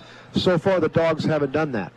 Edgerton, 3 stops on downs and an INT when they've had the ball 4 straight times in Montpelier territory. Montpelier begins this drive 1st and 10 at their own 41 with an empty set. Sharps wants to throw to the near side. It wasn't there. Sharps now throws, coming back to the football nicely and making the grab is Braden Brink with room. 50, 45, and is going to be tackled hard at the 42-yard line. Roth with the stop. Great job that time by Braden Brink coming back to Sharps, making the catch, then really goes all the way across the field and shows some good acceleration. Pick up on the play of 17 to Braden Brink to the 42 of Edgerton. Been a long time since Montpelier has been in Edgerton territory. Under 8 to go in the first half. 7-0 Montpelier. 3 receivers right. 2 receivers to the left in this empty look here on 1st and 10 at the 42. Sharps peeks at the clock. Still 13 on the play clock. 4 down linemen for Edge, make it 3 down linemen and an edge rusher. This will be a run for Sharps to the 40. slithers his way, still on his feet, down to the 30, down to the 25-yard line before a tackle is made by Jackson Flower, but a lot of arm tackling attempts on the 17-yard run. It's a great job for Hayden Sharps. It was the second design run Montpelier's had. As you said, just not very good tackling that time by the Dogs. First down and 10, just outside the 25-yard line. They'll mark it at the 25. The nose of the football is there. Trips to the left, one receiver to the right, pistol formation. Brennan Friend lined up behind Sharps on this 1st and 10 at the 25 of Edgerton. Sharps gets the snap, turns, gives. Friend tried to get outside, but it's Walkup who knifes through to make the stop. Yeah, Joe Walkup, again, one of those players on both sides of the ball, has been so key for Edgerton. And impact guy. He really is. Just steady, both sides of the ball, and on special teams. -1 on the Friend carry, leading rusher for Montpelier last year for the season and this year through the first 2. So 2nd and 11 Locos back at the 26 of Edgerton. 6:25 to go in the first half. 7-0 Montpelier. If you're just joining us, first snap of the game. Sharps to Smith, 62 yards for the game's only touchdown. Edgerton has had 4 straight possessions in Montpelier territory, no points. Sharps wants to throw, slant, caught, Brink, knocked down inside the 20 at the 17-yard line in front of Baker. That's going to be at least 8, I think, on the stop, maybe 9. That time, you get an idea of the potential that Hayden Sharps has. Stood up tall in the pocket, delivered the ball on a rope there. Nice route that time by Brink. So it will be 10 on the pickup because it's 3rd and 1 for this Montpelier offense. Andy Robinson signaling in. 3 receivers to the left, 2 receivers to the right. 3rd and 1. Empty look here for Montpelier and Sharps. Is this quarterback draw? It is, and Edgerton was ready, but a good move, a nifty move in the hole by Sharps, and then continuing to power his legs for a first down inside the 15. Did you see the tackle trap that time by Eli Fackler, who came screaming from the right side and did a nice job of really just taking out the left side defensive end there. But other than that, good job by the defensive front by Edgerton. That's a gain of about 3 to the 13-yard line. 1st and 10 Montpelier, a drive that began at their own 41. This is their best sustained drive of the night, the touchdown on the big play. Hayden Sharps carried the ball 4 times for 16 yards. Trips to the left, 1 receiver to the right on 1st and 10 at the 13. Sharps gets the snap, wants to throw, blitz coming, fade route for Brink, up for grabs, incomplete. 50-50 ball, as they were trying to take advantage of that size advantage for Brink against Baker. Yeah, a little bit of size advantage. Good positioning that time by Brink. Let's see if Montpelier brings in the big 6'5" Grant Gorell down here on the red zone and takes advantage of that height advantage. Montpelier struggled in the red zone this year. This would be an optimal time to get Grant Gorell in the game, put him on the right side against the 5'7" Baker, and see what could happen on the 50-50 jump ball. Look at it. This guy has coached a game or two. I like the way you're thinking. 2nd and 10 from the 13. We've seen Gorell already swatted away from Baker on a critical 4th down defensively. 10 on the play clock. Trips to the left. Twins to the right. Empty backfield. 2nd down and 10. Sharps throws. Slant route, and it is caught for a touchdown. Sliding grab. Braden Brink in front of Maddox Baker, and it's a 13-0 Montpelier lead. So they went right back to Brink, but instead of the fade route, it's a 16-yard TD pass on the slant. Yeah, that was a really good route by Brink, catching the ball at its lowest point. How about Hayden Sharps? If you're going to miss on a slant, miss low, and he did throw the ball low that time, but it was accurate. Great pitch and catch. Smith to attempt the extra point. Staylor will hold. It's 13-0 Montpelier with 4:37 to play here in the first half. Snap. Spot, kick, pressure up the middle. Smith bangs it through, though. New score on the Andres O'Neill and Lowe scoreboard. It is Montpelier 14, Edgerton 0. I'm Paul Rorig Jr. And I'm Sierra, and we are the new owners of Fackler Monument Company in Montpelier, Ohio. It's fair season, and we will have a booth at the Fulton County Fair this year. Come out and see our selection of styles and colors, and save 10% off all memorials and get free vases with purchase of an upright memorial. We're continuing the family tradition, and as a third-generation family business, the Rorig family makes it easy to pick out just the right memorial. We invite you to visit us as a part of your pre-planning. By talking to us now, there's no stress or high pressure, just a friendly conversation to get you started. Our specialty is creating custom memorials with a variety of colors, shapes, and sizes. You can go online to facklermonument.com to see what we have to offer. Come see us at the Fulton County Fair. Save 10% off all memorials and get free vases with purchase of an upright memorial. Continuing the family tradition, the Fackler Monument Company of Montpelier, Ohio, serving families since 1924.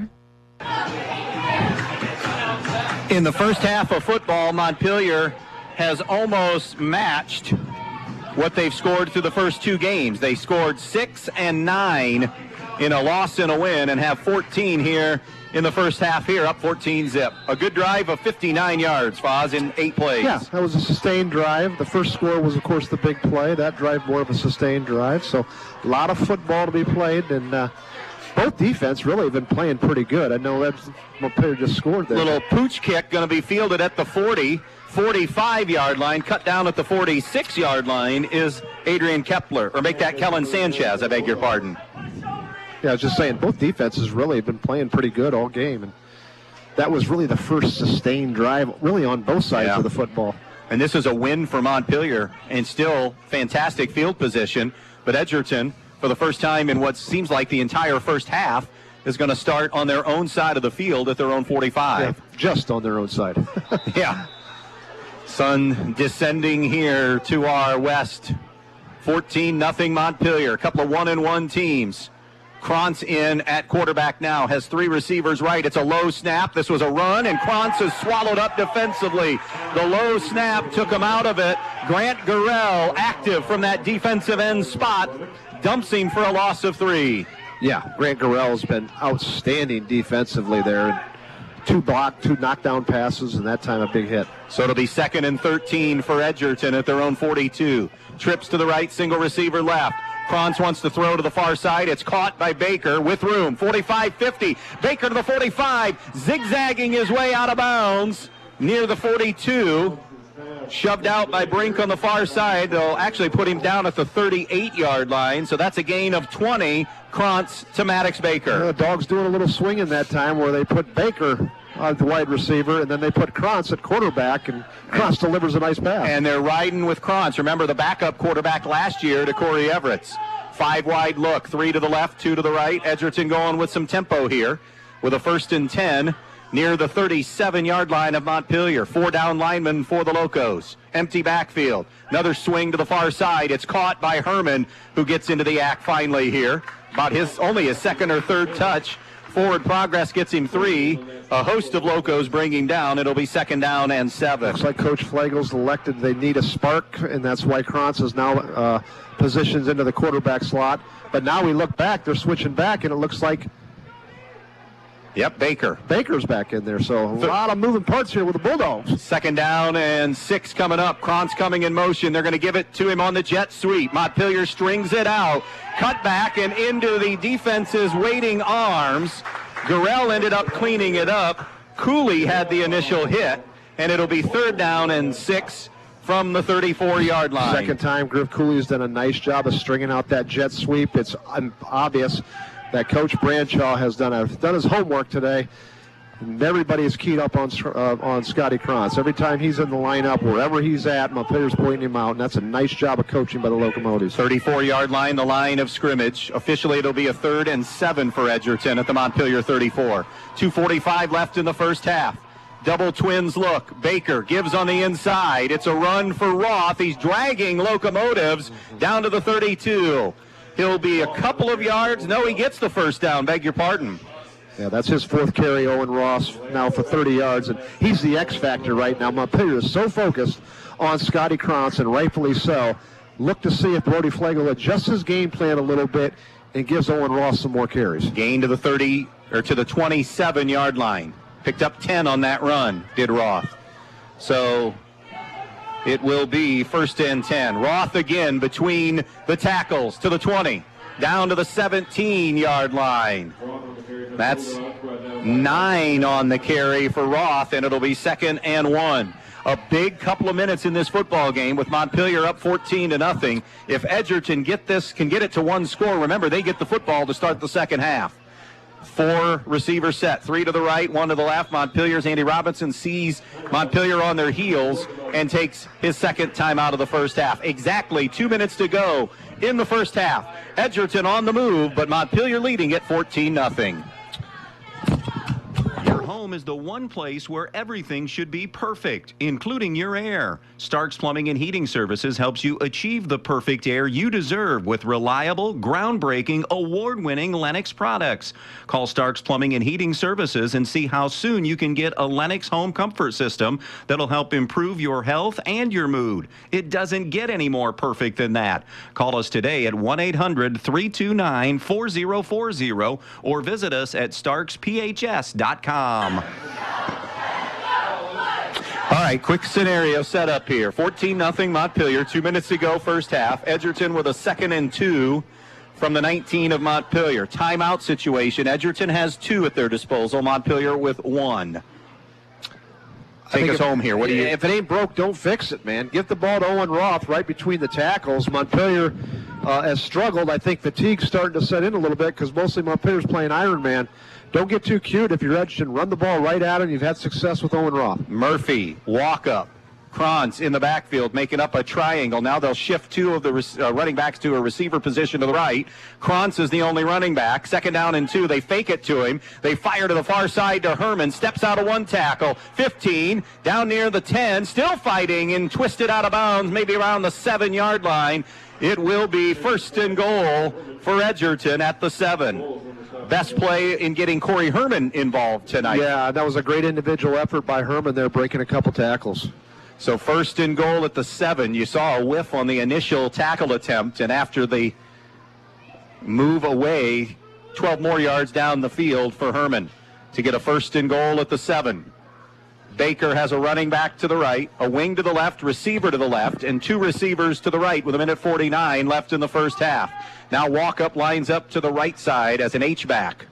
Snap to Baker, gives on the inside. Murphy with running room, pounds his way in from 7 yards out, and the Bulldogs are finally on the board.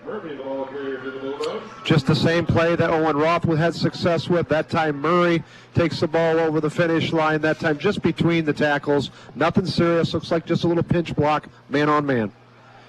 And Edgerton, after repeated starts of drives in Montpelier territory with nothing to show for it, they get a 55-yard drive over 8 plays. The final 7 run in by Sean Murphy. Parker Eldon on for the extra point.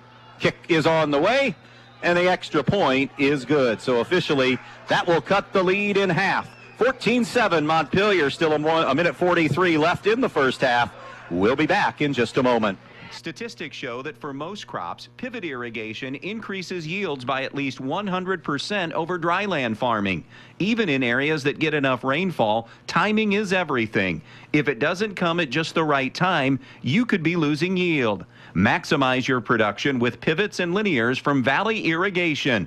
Make the most of your acres. Contact Andy Farnham at AG Irrigation today, 419-212-2528. That's 419-212-2528. Got a shootout going on Q96.5. Fairview just won't go away. 34-24. Bryan, still 7 minutes and change to go in that first half of football down at Fairview. Last we heard, PH led Grove 14-0.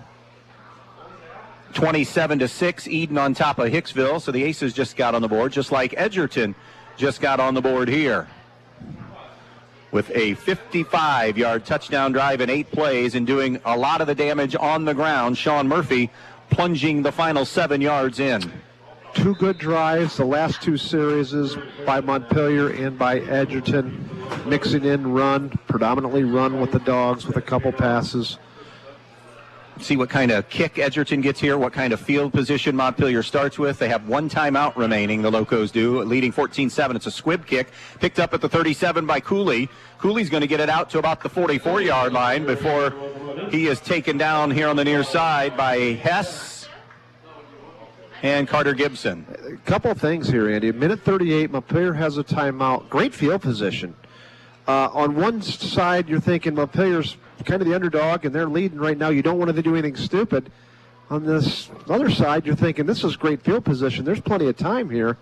If Montpelier can go down, you got to play to win. Don't play not to lose, right? Right.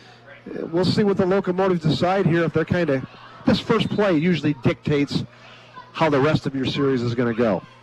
3 receivers left, 1 receiver to the right in the pistol formation on 1st and 10 at their own 41. Sharps turns, gives, Friend. Little shake and bake move in the hole, taken down on the play from behind by Roth and company. Walk up in there. It's a short gain on the play of about 2, so it'll be 2nd down and 8. How quickly to the line of scrimmage then? Montpelier's getting there. 1:20 to go in the half. 2nd down and 8. Montpelier moving left to right, leading at 14-7. Edgerton gets the football to start the second half. Trips to the left, single receiver to the right. Snap to Sharps. Under late pressure. Now it's got a man open. Brink at the 20. Goodbye. Touchdown. Baker beaten down the sideline. 57 yards. Sharps to Brink. Edgerton lives and dies by man-to-man. We talked about that in the pregame. They've got to win those man-to-man matchups because the Dogs like to bring heat, and so far Montpelier has won some of those man-to-man matchups, and that time it really costed them. Great throw by Hayden Sharps and great route there by Braden Brink. What a swing of momentum here in this late stage of the first half. Edgerton had seemingly grabbed momentum. And then Montpelier, their second big hitter of the first half. The first pass play, 62 yards. Sharps to Cam Smith. This one to Braden Brink, covering 57 yards. And the extra point is good. 2 plays, 59 yards, Mike Bumb, and it's 21-7 Locos. And I love the fact that Coach Robinson decided we're going to play to win this game, not play to not lose. And a lot of coaches would play that conservative, maybe run the ball, go into halftime. You're happy with being 1 score up. Not Coach Robinson and the Montpelier Locomotives. They decided to play aggressive, and it pays off for them. Well, what we thought was going to be the game of the night has turned into Route City. Patrick Henry crushing Columbus Grove 34-7. That's a matchup of 2-0 teams. Congrats, by the way, to Bill Inselman, who picked up career win number 250 last week in their Week 2 win. But Patrick Henry is saying, wait a minute, Mike Bum. You went Archibald. Don't forget about the Patriots. Yeah. I mean, I don't think he said that at all, but it makes for better radio. I think the NWL, like always, is really good top-heavy teams, and I believe Archibald's the best, and I think there's Liberty's probably second, PH third, probably Wassey on fourth. Then you got Bryan kind of, again, hovering there in the middle, and then Swanton and Evergreen struggling a little bit. 21-7 Montpelier, 61 seconds left. Now Edgerton has a pair of timeouts. Let's see what kind of position they get. And they've got Scotty Krantz, they've got Joe Walkup, 2 kids that can run. The thing is here for Montpelier is you almost sacrifice field position. Look who's back deep for Edgerton, Scotty Krantz. So you don't want to kick the ball to him, so you're almost forced to kick it shallow, which means they are going to get good field position. Cam Smith has it teed up. This is high school football week 3 on WBNO FM. Brian, glad you could spend some of your Friday night with us in this all Williams County collision. 21-7 Montpelier. The kick by Smith angles to the far side. It bounces and rolls sideways, is loose. Well, I think Montpelier may have got that. That was close. It was close. Nope, looks like Edgerton retained it, but that was almost a major blunder by the Dogs there. Nobody from Edgerton was really coming up with any kind of abandon to come get the ball. No, kind of ran away from it looked like. So they start at their own 30. Edgerton, 2 timeouts in 58 seconds to get 70 yards. Well, to get inside if you get to the 10, so 60 yards, you can attempt a field goal, but you got to do it here in under a minute. Who will be the quarterback? Looks like Baker remains in. We've seen Krantz take some snaps as well. Interesting to see what kind of adjustments are made at the intermission here, because the Montpelier defense is winning up front. Low snap to Baker. Fires near side on a screen to Weaver. 30, 35, running room, has 10, has 14, out to the 44-yard line. Tackle made by Brink. Edgerton will not use a timeout, it appears. Gain of 14. They have 2 of them left. Clock moving toward 40 seconds left. Double twin look. One running back. They're going to roll Baker out to the right. Baker on the move, still holding the football. Baker now is just going to try to get what he can, and he'll lose yardage. Pursued on that far side of the play by Walls, who's had an active first half of play. Eden now up 34-6 on Hicksville. So it'll be 2nd and 12 back at the 42-yard line. 32 seconds remain in the first half. Trips to the left, one receiver to the right. Montpelier wants to keep everything in front of them. Baker, pressure up the middle, throws too high for Owen Roth, and that pressure applied by Eli Fackler, who almost got home. You look now, Edgerton with 3rd down and 12, 27 seconds left in the half. Probably going to just run the ball here and go in and regroup at halftime. 3rd and a dozen from their own 42. 27 seconds left. 21-7 Montpelier on the Andres O'Neill and Lowe scoreboard. Long huddle here for the Bulldogs. They break it, though, with plenty of time left on that play clock. 2 receivers right, 2 receivers left. Roth is the one running back next to Baker. 3 down linemen for Montpelier in the de facto prevent. Jet sweep, give once to Walkup. Come back to the near side to Kranz. Now breaking free, and they wanted Baker down the seam. Montpelier reacted late, and it's incomplete. We have a flag in the middle of the field with 19 seconds remaining. I think a lineman got downfield, yeah. When you have that much action, there was a double flea flicker. It's hard for those offensive linemen to stay in the blocking box, and Coach Robinson's already indicated they want to decline this. So it'll be 4th and 12 with 19 seconds. I think if I'm Montpelier here, I'm sending the house. Nobody catch it probably and just come after this punt. Don't even put anybody back. Yeah, send 11. You get a block and maybe you get a last. I like that, Angie. But they are going to bring Smith back. His only job, if he does attempt to catch it, is that. Catch it. Just catch it. 21-7.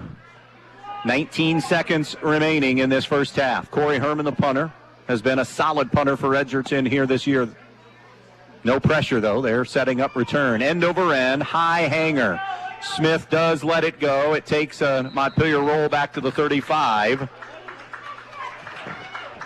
And Montpelier is going to take a 2-score lead into the locker room in week 3 here on this Football Friday night. A couple of big plays out of the offense, plus a drive, a good drive sandwiched in there. And then Montpelier defensively have been terrific tonight, playing on their side of the field most of the first half. Edgerton had been starting in prime territory and coming up empty most of the night. So it'll just be a snap to Sharps. He takes the knee, and that'll do it for the first half of play.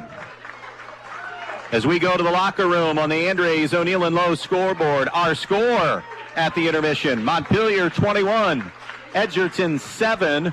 Stay with us. Our main stops of Northwest Ohio halftime report gets underway next on B-Rock Sport. The annual Williams County Fair is back. Kick this year's fair off with great daily fun in the North Midway Entertainment area. Tactical mobile laser tag, Circus Incredible, and Andy Rott's Entertainment Wild West Show. Every day of the fair. Start your weekend of fun on Saturday, brought to you by the Williams County Auditor and the Williams County Veteran Services. The day kicks off with the King and Queen coronation at 8 a.m. Then check out the merchants booths and eat all the delicious food you can before the day ends with Koi drag racing at 7 p.m. Saturday is also Veterans Day, and veterans get in free. Sunday is Fun Day, and made possible by the Fraternal Order of Eagles 2233 in Bryan. Bring the kids out for the ride starting at 1 p.m. Let them ride all day with a wristband for only $25. At 4 p.m. is the Kids Fishing Derby at the pond and the horse pulls. It's all happening this year at the 2023 Fair, going on September 9th through the 16th, and it starts with a weekend of fun. We hope to see you there. You do your best to protect your loved ones, and while you may keep a fresh battery in your smoke detector and have a reliable home security system, there's a whole different type of protection you may be missing. A life insurance policy from Auto Owners Insurance is a way to safeguard your loved ones now and in the future. Meet with your local independent agent and secure a policy today to protect their tomorrows. Visit Andrews O'Neill & Lowe in Archbold, Bryan, or Wauseon, or visit us online at andrewsoneillandlowe.com.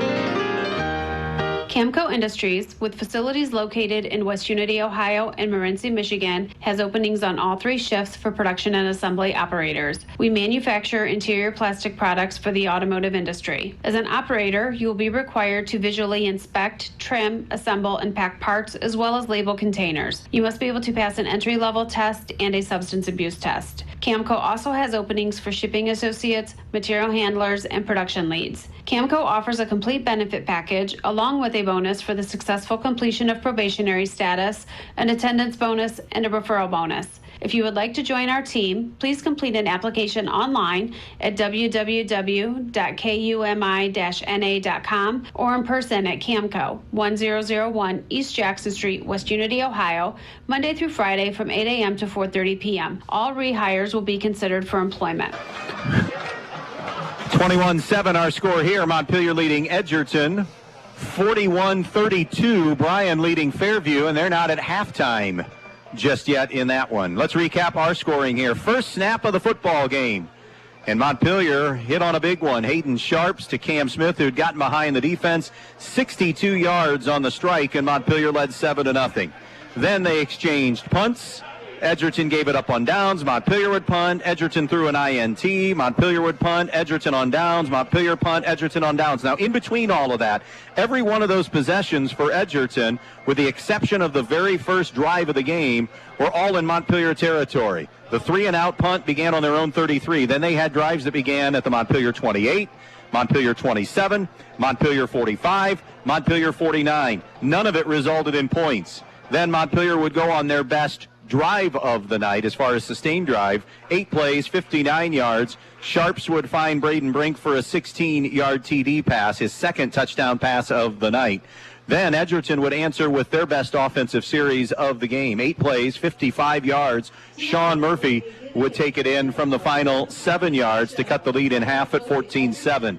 Montpelier would have under 2 minutes remaining in the first half, a run play on first down, and then another big hitter on second down. Second time, Sharps and Brink would connect, this one covering 57 yards, and it made it 21-7, and that's where we stand at the intermission. So we'll turn things over to Mike Bumb, and he'll let us know how those numbers look from this first half of play. Well, let's start off with the Edgerton Bulldogs, who have 7 points here in the first half. Maddox Baker has been 7 for 12 for 24 yards in the air. Scotty Krantz also played quarterback a little bit. He threw the ball 3 times, completed 2 of them for 20 yards. Again, the Dogs have 44 yards total in the air. Running the football, Scotty Krantz has ran the ball 5 times for only 5 yards. Montpelier defense has been all over him and keen. That has been a point of emphasis all week for the Locomotives.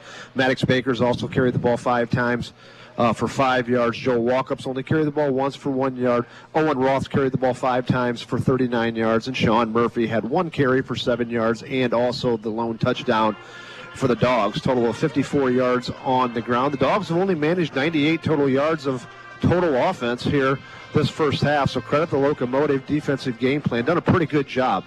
Flipping sides here, the Montpelier Locomotives. Hayden Sharps is 7 for 17 for 172 yards. A lot of that was on 2 big plays, a 62-yard touchdown pass to Cam Smith and a 57-yard touchdown pass to Braden Brink. Also, Cam Smith receiving has had 3 catches for 74 yards. Braden Brink has caught 4 balls for 98 yards, and he's been outstanding.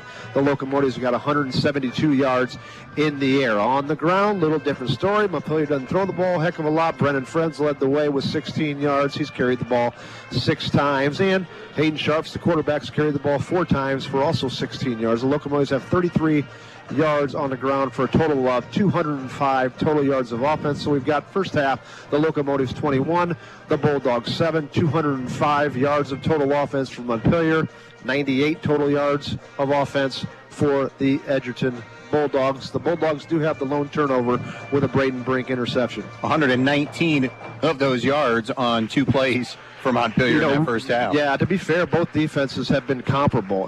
This is a 7-7 type of game if you look at it. I don't know, statistically, you take away. But big plays, listen, I hear that a lot of times. People, well, they big played. That's true. That's only one play, but big plays are part of the game. Absolutely. So Montpelier's had a couple big plays with Brink and with Cam Smith, and that's been the difference. Other than that, both defenses has been kind of a wash. No preview yet. We'll talk about second half stuff a little later in the intermission. I just want to get your overall thoughts. Just our first look at Montpelier. So what have you seen? Let's start there with your eyeballs in the first half. Everything I thought. Montpelier's got 11 starters on both sides of the football that are capable of having a winning football team. Their problem is something they just can't control, is they just have zero depth. With only 21, 22 kids on the roster, when you bring one of those frontline players out, there's a dramatic drop-off in talent level, and that shows up over time. So I guess the key for Montpelier going forward, sorry if I got ahead of you, Andy, is can you sustain this for 4 quarters? Very difficult.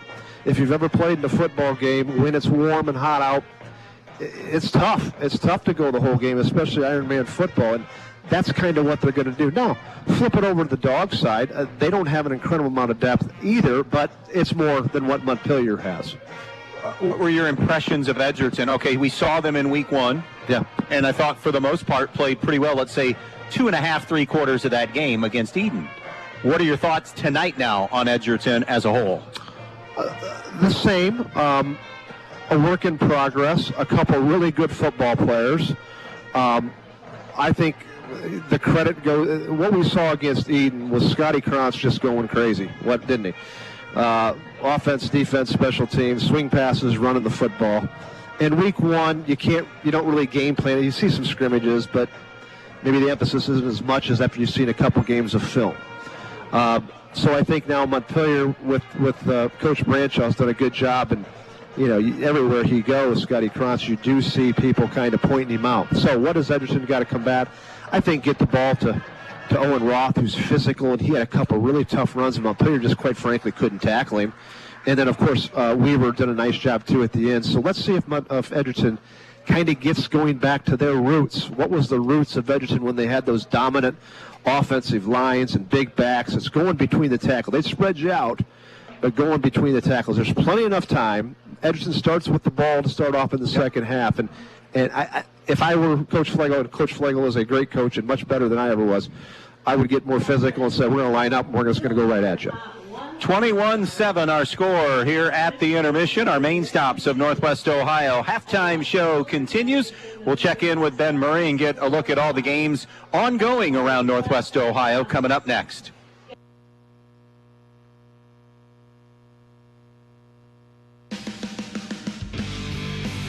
Michael Jordan once said, some people want it to happen, some wish it would happen, and others make it happen.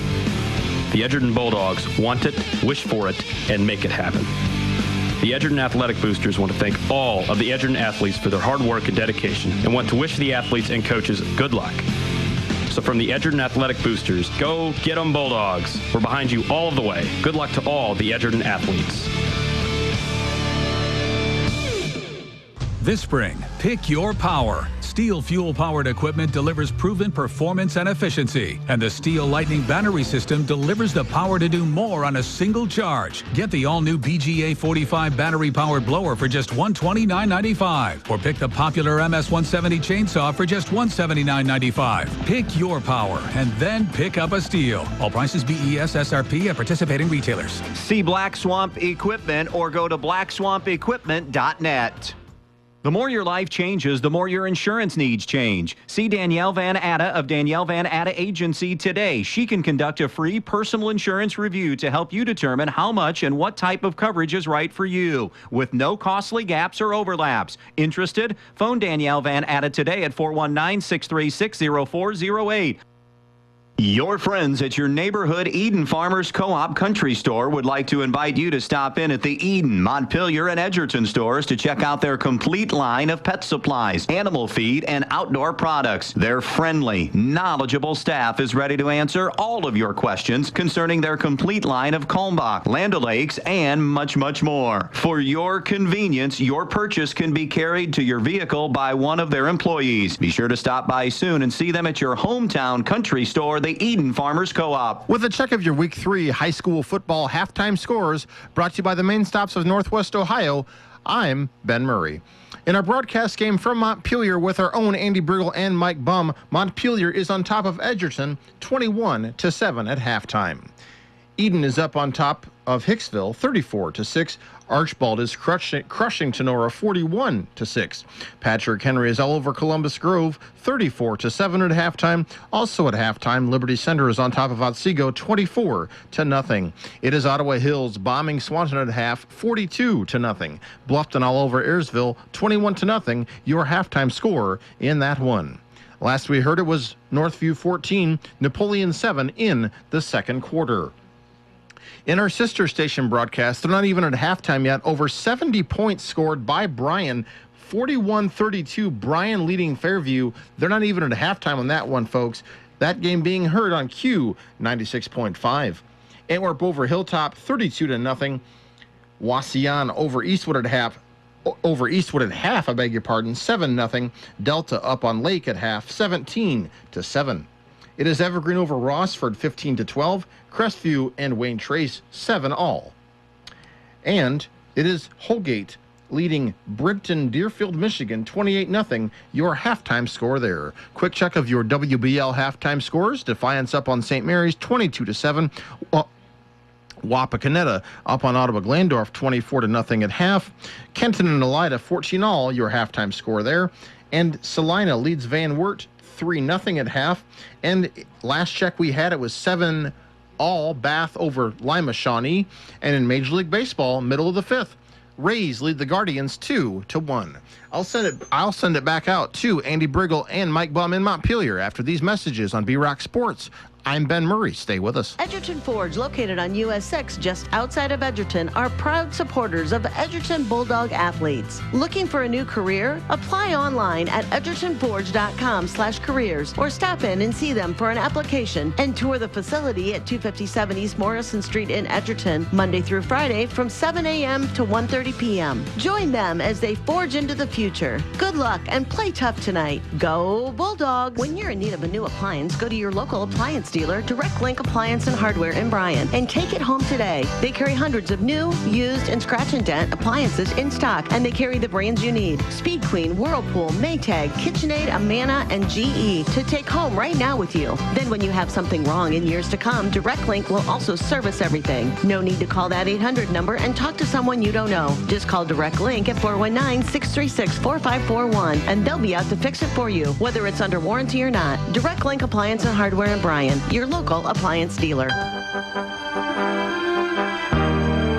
Nay Oil Company supplies heating oil, gasoline, diesel, kerosene, and propane for your home, farm, or business throughout Northwest Ohio with dependable service and competitive pricing. Call 1-800-962-9839 or stop by Nay Oil in Nay, serving you with dependable service since 1927. It's the Nay Oil Company. Nay Oil Company would like to wish all the athletes good luck in today's game.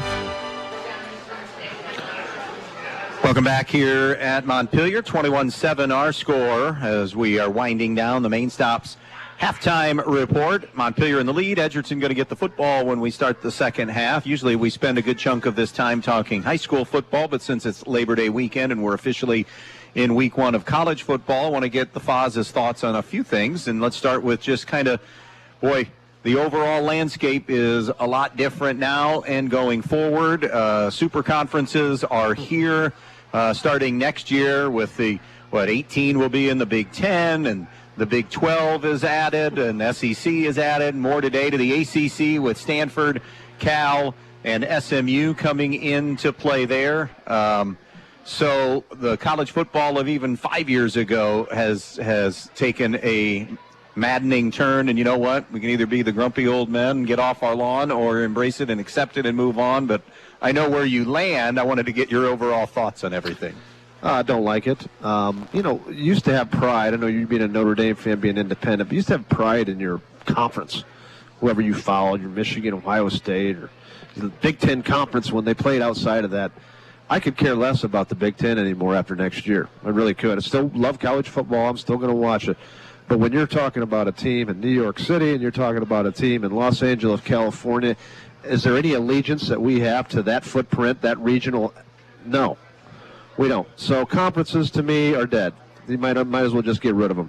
I don't like it. I understand everybody knows what it's about. I still think in our lifetime, the pendulum always shifts. It always comes back.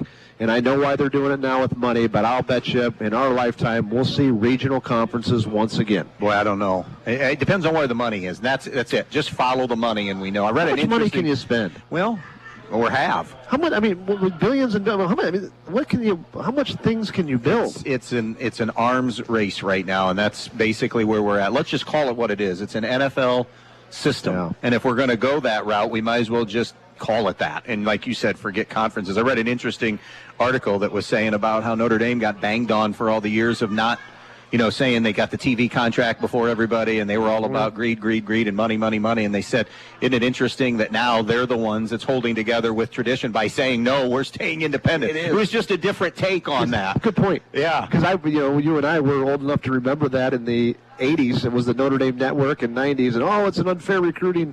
And it probably was in those days before cable just went bonkers. But now it's just the opposite. That's a good point. Yeah. I like that. Didn't think of it like that. So I want to ask you, through all of this madness, let's just ask you your final four. Who's going to be in the semifinals in college football? I like to watch games and dissect, so what I'm telling you right now could and will change next week or a couple weeks. But whenever everybody kind of turns their back on the tide, it seems like they find a way to come back. And I understand they don't have a quarterback, but I'll take Alabama. I'll take Michigan, and maybe I'm using some reverse psychology because maybe that means the Buckeyes can beat them this year. I think Florida State, this is the year in the ACC. Even if they lose to LSU Sunday night, which is going to be a heck of a game, and they very well could, I could see them running the table and still getting in. And then my other team is, Texas. I know. How many years have we said Texas is back and they're not back? Big 12's not very good. You haven't had a Big 12 team in there. Yeah, we did. Last year we had Kansas State, didn't we? Yeah. No, not Kansas State. TCU. TCU. Yeah. Excuse me, TCU. So we did have one last year. We'll throw in Texas there again. Next week or week after, this could be a totally different form. I didn't see that come. I didn't even see Florida State coming, let alone Texas. But I like the way you're thinking. By the way, saw USC the other night. Yeah. Not very good. Can I just say something about Florida State? Man up and quit talking. Yeah. They're talking about leaving the ACC, and throwing all these hints down. Man up and just do what you say you're going to do. And what they're trying to do is trying to wiggle out of that. These teams that want to leave the ACC, there's the exit fee is astronomical, and you're in there till 2035. So what they're doing is, I know what they're doing. They're trying to get their ducks in a row and legalities, try to figure out a way. But stop talking about it years before you make the move or whatever. Just man up and do it, right? I love it. Yeah, you're right. So, I'm like you. I'm not a fan of it, but I'm also not going to be one that, you know what, it is what it is.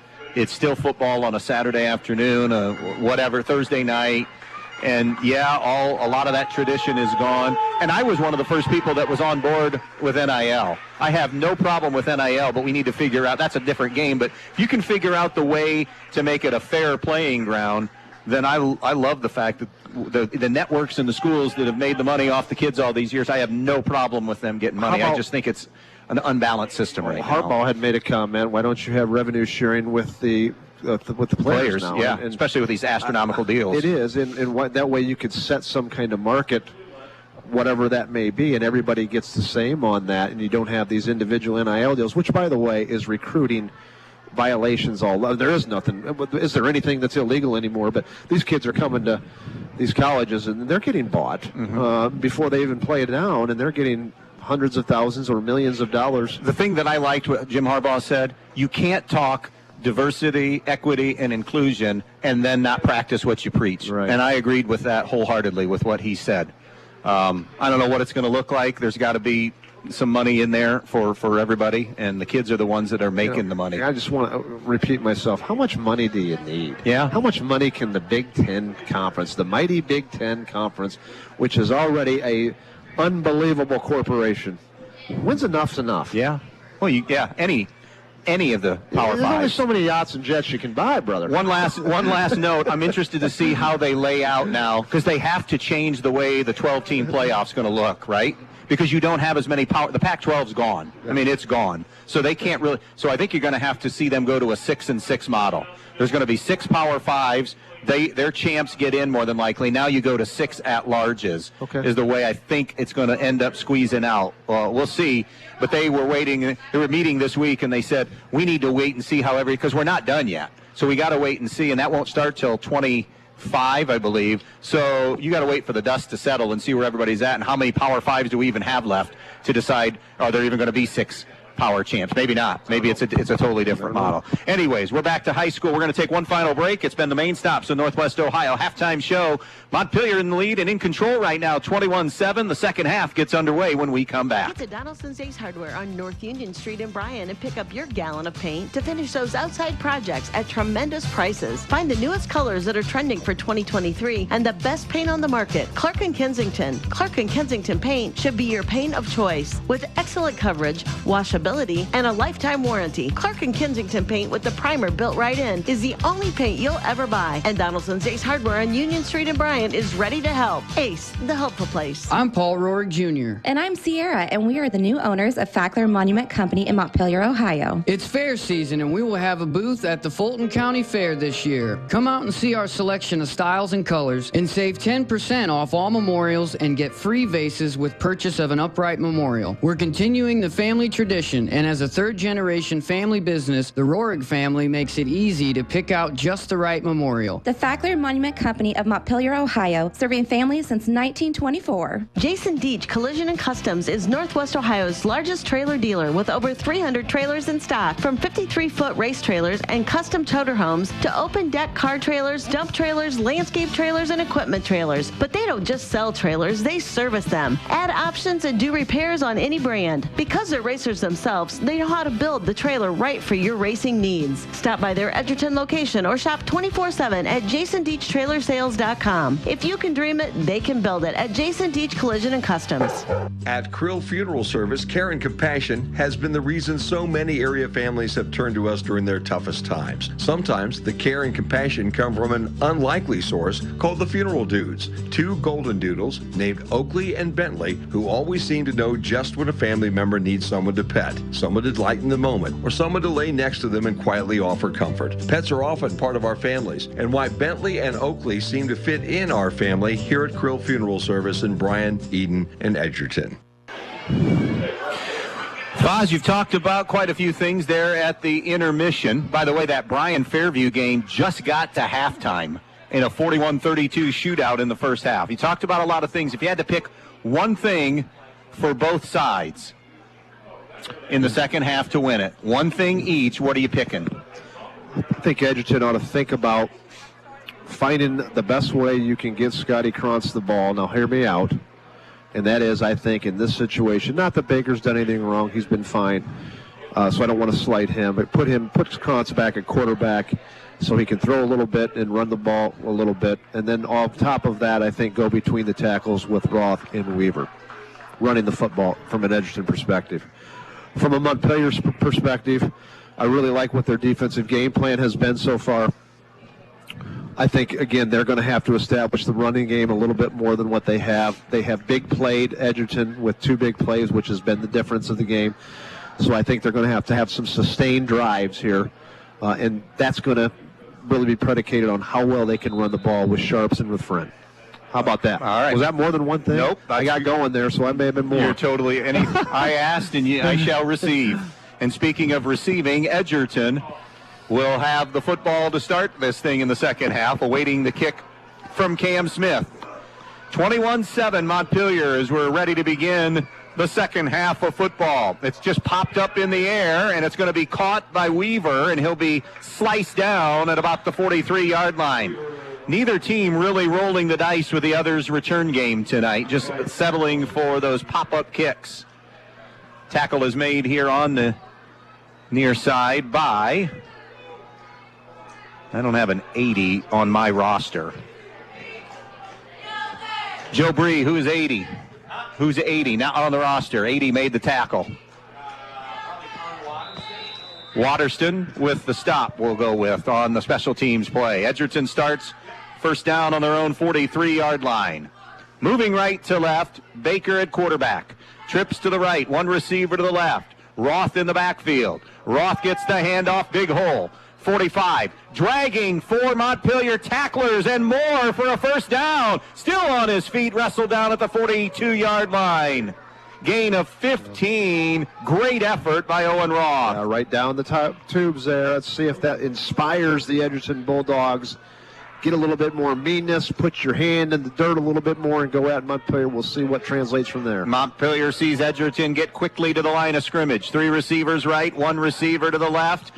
Quick screen to the far side. It's Krantz on the catch, but Gurrell, who has had a terrific night, throws him down for a loss back at the 46-yard line. That's -4 on the pass play. Very rangy. Grant Gurrell's had 2 knockdown passes and a couple tackles. Couldn't have played it any better there. Second down and 14 for Edgerton back at the Montpelier 46. Just underway in the second half, 21-7 Montpelier. Trips coming to the left with 1 receiver right in this pistol formation. Montpelier shows the blitz. They run away from it, but Roth runs into the waiting arms of a Montpelier D lineman, or make it a linebacker, Eli Fackler. A loss back to the 49-yard line, and now Edgerton going in reverse after the positive play on first down.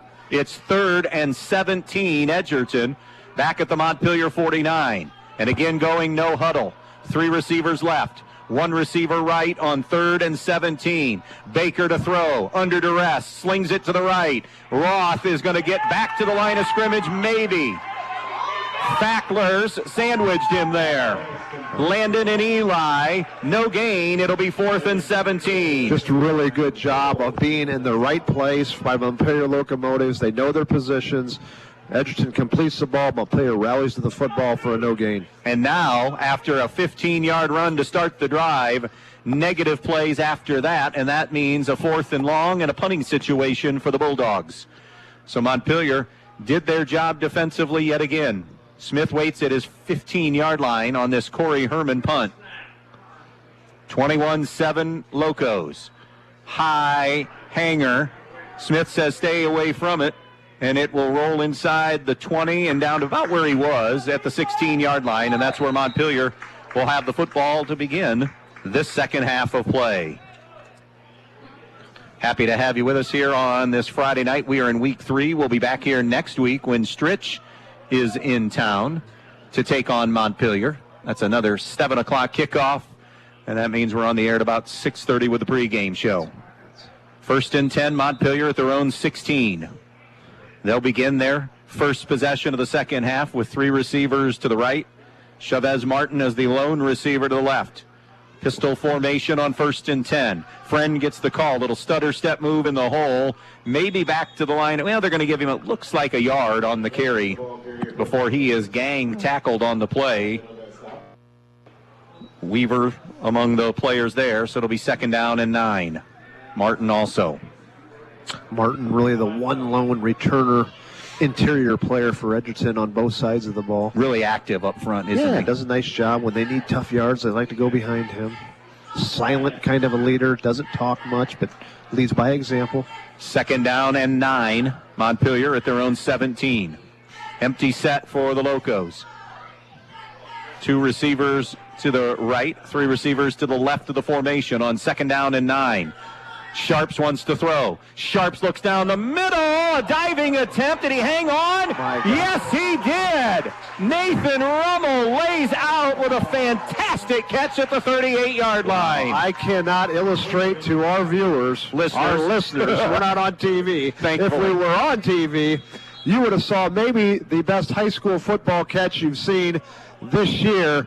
ball was thrown out of the reach of Nathan Rummel. Somehow he Superman dives and tips the ball back to himself and turns his body and corrals it. I'm telling you, that's an ESPN type of a catch right there, Angie. And a 5'8" frame, not like there was a lot of length, but 5'8", and he laid out, and the gain is a first down. There's an injury. I think they're stretching out, might be a cramp. No, I think it's a wind got knocked out of him. Okay. The way he fell, we'll see, but you don't like to speculate. But gain of 21 on the pass play. Timeout on the field. We'll be right back. When you're on the road this summer, your rewards checking account at Midwest Community has deals from coast to coast that you can access online or in the app. It goes where you go, so you never miss a sweet deal on dining, hotels, entertainment, and more. And if you're stuck on the side of the road, just use the built-in roadside assistance to get back up and running. You also get cell phone protection, ID theft aid, and more, all included with your rewards checking account. It's banking that connects to life in all the ways you do. Learn more today at midwestcommunity.org. Pickup of 21 on that pass play. Montpelier will have a 1st and 10 at their own 38 as they still tend to Nathan Rummel, who's laying at the 40-yard line. Well, we'll see. Again, we don't like to speculate when you and I have no clue, but it just looked like it was one of those that was a wind getting knocked out of you look, and you just kind of got to chill out a little bit and get your breath if that's the case. Rummel climbing to his feet. And is up and going to walk off. 5'8" senior, listed at 160. Might be generous on that. Yeah, and I think he's going to be fine, but this is, again, something that's concerning for Montpelier because of the lack of depth. Again, Montpelier can put 11 players on both sides of the ball. They're pretty darn good, but there's just not much behind them because of the lack of depth. So you got to get your best defensive back in there. Rummel in a key cog, as a wide receiver as well. So he makes the first down grab. It's a 1st and 10. Montpelier at their own 38. 3 receivers left, 1 receiver to the right. Friend now to the right side of the quarterback. Sharps, and they give to Friend, and Sean Murphy greets him in the hole, and a big loss of 4 on the play. Again, Murphy has been terrific tonight for the Bulldogs. Boy, middle linebacker. Edgerton loves the blitz, and that time nobody picked him up. 2nd and 14, Montpelier back at their 34. Almost 4 minutes into this third quarter. Still 21-7 Montpelier. Edgerton forced into a punt after getting a first drive on the first snap of the second half. Montpelier with their initial second half possession now. They collected a first down and are now staring at a 2nd and 14. Empty backfield here. 3 receivers right, 2 to the left for the Locos. Sharps will bring Smith in motion to the near side. Now Sharps looking for another big play. Got Chavez Martin, who could not bring it in. Yeah. He was behind Levi Hess by a couple of yards. I love the play calls by Coach Robinson. Edgerton's playing a lot of man-to-man. Chavez Martin's got a lot of speed. Andy, I think that was a catchable ball. I think that was one that Chavez just kind of needs to close his hands in there, and I thought that was one he could have had. Great ball by Sharps. Delta leads Lake 24-14. In the second half. Here, 7:42 left third quarter. A 3rd down and 14 for Montpelier at their own 34-yard line. Moving left to right. Boy, there have been Montpelier receivers. We've seen 2 connections made and about 2 or 3 missed as they have found something on film with that man coverage. 3 receivers right. Twins to the left. Empty backfield on 3rd down and 14. Sharps looks, throws the bubble screen to the near side. It is incomplete. Wanted to swing it out to Friend. And it'll be 4th down. So the teams will exchange punts here to begin this second half of play. Cam Martin, tough first half punting, was better on that last punt he had of the first half. Scotty Krantz, the dangerous return man. Remember, he killed Eden in multiple ways in week 1. Running, receiving, even throwing a little. And the return game, of course, as well. Waiting on the Smith punt. And Smith gets a good one away. Cron sees it, bounce at the 35. The high hop, he'll grab it at the 34. Near sideline, dragged down at the 40-yard line. Tackle is made by Wesley Hartsock, a freshman in the special teams. You love to see those gunners get down the field and be playmakers. It'll be 1st and 10 Edgerton right at their own 40. The worst starting field position for Edgerton tonight has been their own 33-yard line. I mean, they have lived either in or very near Montpelier territory on the evening and still have just 7 points to show for it. Really, and I'm looking at it from a different perspective. I don't think it's so much what Edgerton's done to deserve that kind of field position. It's been just poor kicking from Montpelier, but how about the Montpelier defense? Yeah, giving really up half up a field, really, and holding. 1st and 10 Dogs at their 40. Krantz in at quarterback, trips to the right, one receiver left on this 1st and 10. 7:28 to go in the third. Krantz swings it far side, caught by Walkup. Walkup is held up initially, but still battles his way for about 3 or 4. Montpelier staff looking for a holding call on that far side, but not going to get it. Cooley the stop. It's a gain of 3. It'll be 2nd and 7. We'll see if Krantz stays back at quarterback. And he does with an empty backfield. 3 receivers right, 2 to the left on 2nd down and 7. Montpelier showing blitz. Krantz on a quarterback draw. Krantz to the near side, 45, and Cam Smith closes on him and brings him down after a gain of 2. Wow, what a great downhill tackle by Cam Smith. In that safety spot that time, and getting excited afterwards. After 3, Ottawa Hills mauling Swanton 49-7. Ottawa Hills going to be 3-0 at the end of the night. Your TAC champs from a year ago. I think they'll repeat as well this year. 3 receivers left. They stay with a running game, and Roth, nothing doing. He is sandwiched near the line of scrimmage. Fackler brought him down with a little assistance from Brennan Friend. And now it's 4th and 5, and what will Edgerton do on their side of the field, down 21-7? Well, I think it's too early to go for it. It's 4th and 5. Montpelier defense is playing really lights out, but boy, they're indicating they're going to go for it here. I'm a little surprised. Midway through the third quarter, 21-7 Montpelier. 4th and 5, Edgerton at their 45. Baker at quarterback. Baker the snap.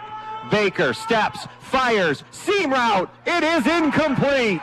Wanted Krantz, who got in between defenders, and that was Gurrell and Rummel on the coverage, so good to see him back. It falls incomplete, and now let's see if Montpelier can capitalize with a short field. Yeah, really good coverage that time. Again, Nathan Rummel, again, he's only about 5'7", but that kid is always in really good position. I believe he's Montpelier's best defensive back. 1st and 10, Montpelier at the 45 of Edgerton. 5:46 to play, third quarter. 21-7 Montpelier, their second possession now of this second quarter, or second half. 2 receivers to the right, 1 receiver left. Friend in the backfield in this pistol formation. Sharps wants to throw. Little out route caught at the 40-yard line. Quick move by Smith to get him 7 to the 38. Krantz on the far side with a stop, but it'll be 2nd down and 3. Hayden Sharps has just went over 200 yards now throwing tonight. Sophomore quarterback, took over for Montpelier for Grant Gurrell last year as a freshman.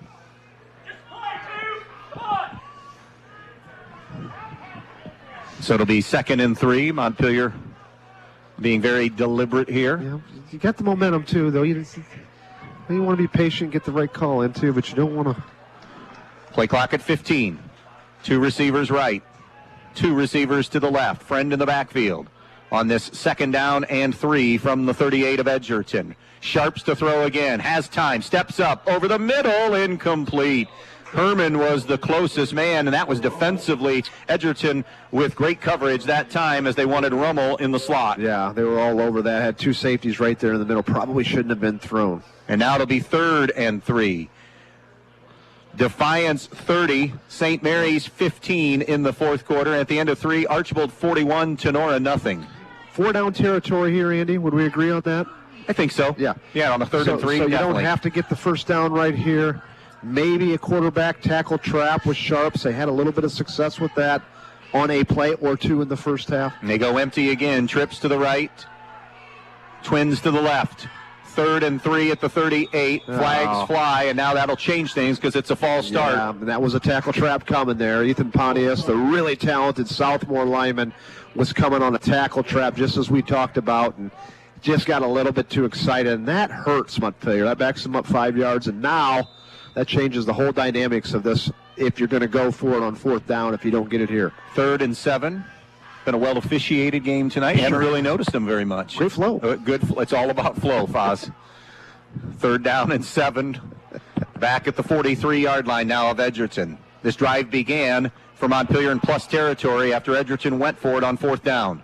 Empty backfield, 5 wide look. Sharps to throw, blitz coming. Sharps hit as he throws. It's up for grabs, and it's incomplete. Herman breaking on the ball.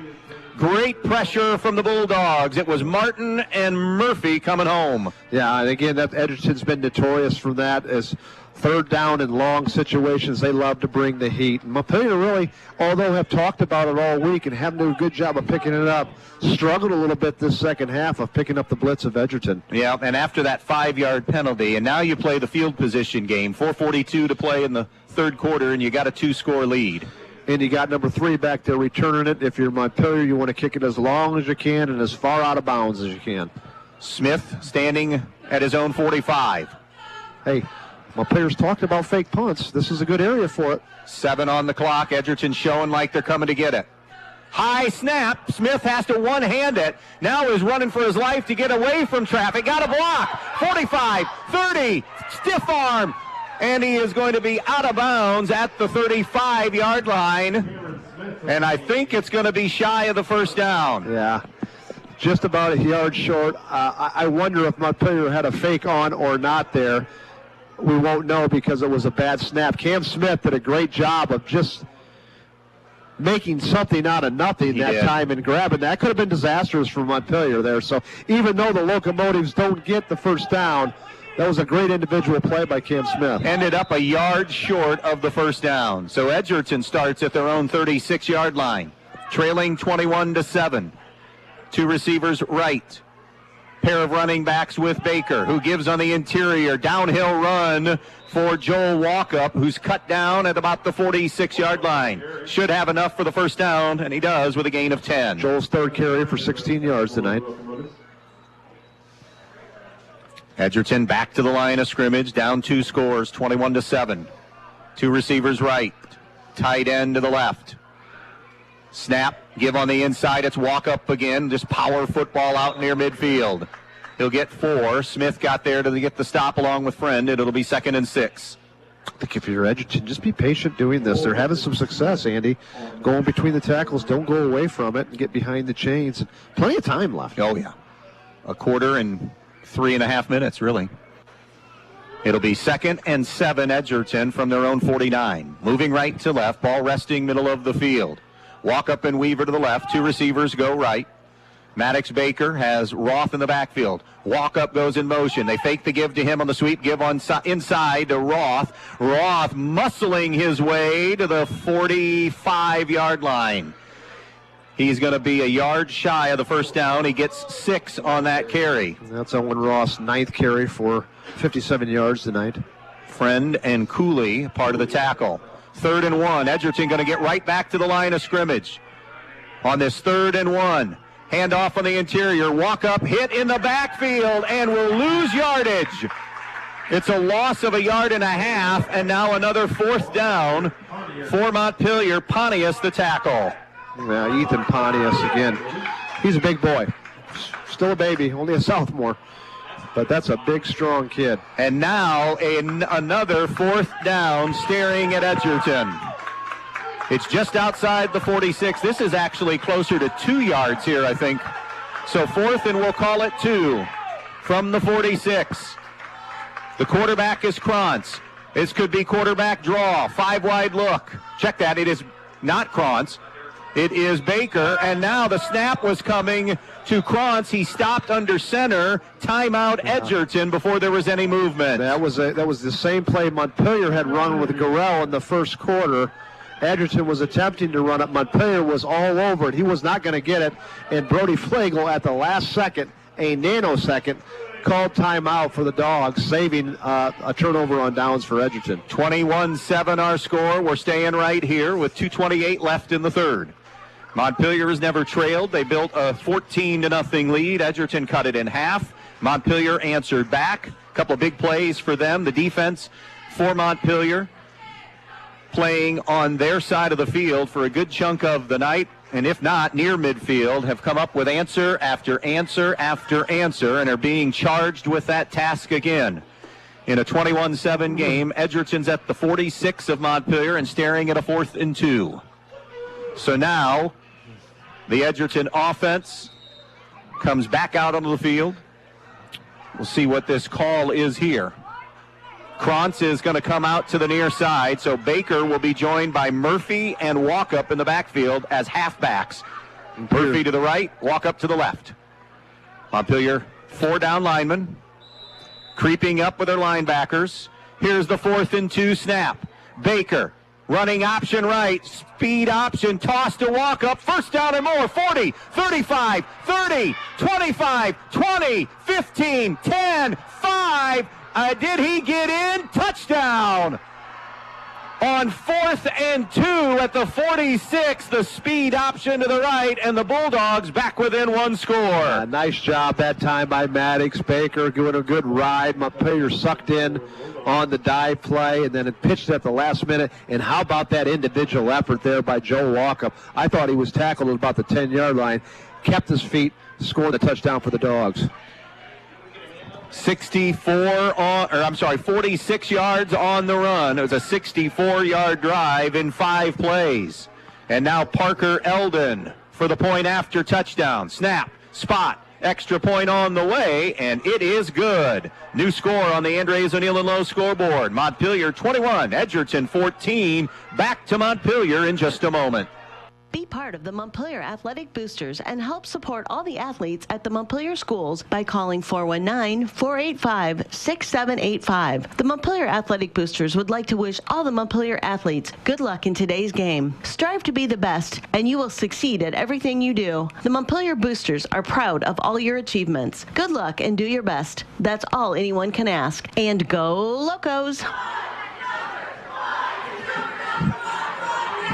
Edgerton with a big play of their own. Montpelier with 2 through the air. Now Edgerton sees Joel Walkup rumble 46 yards on a 4th and 2 at the 46-yard line. Yeah, big play for Edgerton there. If Montpelier gets that stop, who knows what's going to happen. But now momentum's shifted, hasn't it? Towards the Edgerton now, and they've got a little bit of spring in their step. Now, the question is how does Montpelier answer on this drive? 2 teams coming in at 1-1. Montpelier losing to Antwerp in week 1, holding off Woodmore last week 9-7. Edgerton, a 2-point stop by Eden late. They fall to the Bombers in week 1, 28-26, and rallied a roll over Hilltop last week. So the winner here gets above 500 for Edgerton. They start conference play next week at home against Wayne Trace. Montpelier will be hosting Cardinal Stritch. Not a TAC game yet. They're playing 1 year as an independent and then coming back into the TAC because of, I think, the uncertainty of where they're going to have enough bodies to have 11-man. Remember, Stritch didn't play 11-man football last year. Didn't play at all. Toledo Christian, who went to 8-man football. Do you know how many people they have on their roster? I do not. 38. Is that right? Yeah. How about Grove making a run at Patrick Henry? 11 minutes to go. It's 34-21. Patrick Henry seeing Columbus Grove come back. Maybe I put that in the W column a little too soon for the Patriots. Here's Parker Eldon to kick in a 21-14 game. Down the field it goes. It's Friend at the 15. Straight ahead return 20. 25. Runs into the waiting arm. Special teams play by Owen Roth. Out near the, 25 or 30-yard line. This is a big series here, I think, for both teams. If Edgerton's able to get a stop, a 1-2-3, and get the ball back really before the 4th quarter, I think that's going to be a big momentum shift. And if Montpelier can answer that last series there, we'll see what happens here. But I think this is a key series. Archibald 48, Tenora 7 in that week 3 matchup. 2 receivers both ways for Montpelier. It is a 1st and 10 at their own 30. Pistol formation for Sharps. Friend in the backfield. Sharps on a straight drop. Slant route incomplete. Diving attempt made by Rummel right in front of Herman. 2nd down and 10 coming up. It was open. Probably threw it just a little too hard, maybe a little bit more touch, a little too hot mustard on that one. St. Mary's a 4th down stop, but it looks like it's going to be too little too late. Defiance on their way to 3-0. They lead 30-15 in the final couple of minutes of that one. Bryan 41, Fairview 38. Still 10 minutes to go in the 3rd in that one. They're going to be playing that one till midnight. Second down and 10, Montpelier. Pistol formation again. Sharps on an out route. Hit as he delivers it. The catch is made. Coming back to the football brink to make the diving grab for 5 at the 35-yard line. Nice play by Brink there. That's a couple he's come back for tonight to help his quarterback. Impressed with the Montpelier wide receivers, Andy? Yeah, they've made plays, no doubt. 3rd and 5. A minute and a half to play in this third quarter in a one-score game. 21-14 Montpelier. They have led all the way. They're listening to Week 3 coverage here on WBNO FM Bryan. Pistol formation. Twins to the right. Twins to the left. Play clock. Plenty of time on it at 13. A 3rd and 5. Will Edgerton bring the heat? 3 down linemen. Pressure showed off the edge. Man is Rummel in motion to the far side. Sharps throws down the middle. Nobody home. Bracketed coverage that time on Brink, and that'll leave Montpelier with a 4th and 5 and a 3 and out right now. Yeah, and I know what Montpelier was trying there. It was a good call. 3rd down and 4th down and 3rd down especially. What's Edgerton going to do? They're going to blitz. And what Montpelier was trying to do was get right behind those linebackers. It just wasn't there. Big moment here for the punt. Remember, if you're just joining us, back-to-back poor punts in the first half of play, costing field position but not points. Smith's been better the last couple. Smith gets a decent one here. Good hang time. Krantz retreats. It hits the 35, down to the 30, and rolls dead at the 28-yard line. So that will be 37 on the punt, no return. Ottawa Hills has defeated Swanton officially. That's final, 49-7. So they are 3-0. We have 58 seconds to play here in the third quarter. And Edgerton, with momentum and the football, will have a 1st down and 10 at the 28-yard line. Maddox Baker will send 2 receivers right. Have a pair of running backs in the backfield with him. Baker gets the snap. Cross buck handoff goes to Roth. Roth got away from a pair of locos. 30, 40, 50. Lowers the shoulder, stepped out of bounds back near midfield at the 49. And now a late flag. In fact, 2 of them come in. Yeah, I think what they're going to call is Brennan Friend with a late hit there, and that's a tough play to call. Because Andy Robinson's argument is everybody thought the play was live. They did, and you know what? That's tough for a kid who's kind of, what happened was Owen Roth was running over everybody, and Brennan Friend caught him from behind, and he's on the sideline, and he was out of bounds, but it was just narrowly, and I don't think Brennan Friend knew he was out of bounds. Sometimes you don't hear that whistle. It's kind of probably by the textbook, Andy, it's the right call, but I don't like it. I think that's one of those you just let go. It was marginable, wasn't it? Yeah. So that'll add to the end of the run. That run, they marked him out of bounds where? 40? So it'd be 32 on the run. As we have 46 seconds left. They were looking at Brendan Friend, and they still are here on the sideline on that hit. So we'll step aside in the 21-14 Montpelier game. How many yards was that? Well, I was waiting to see.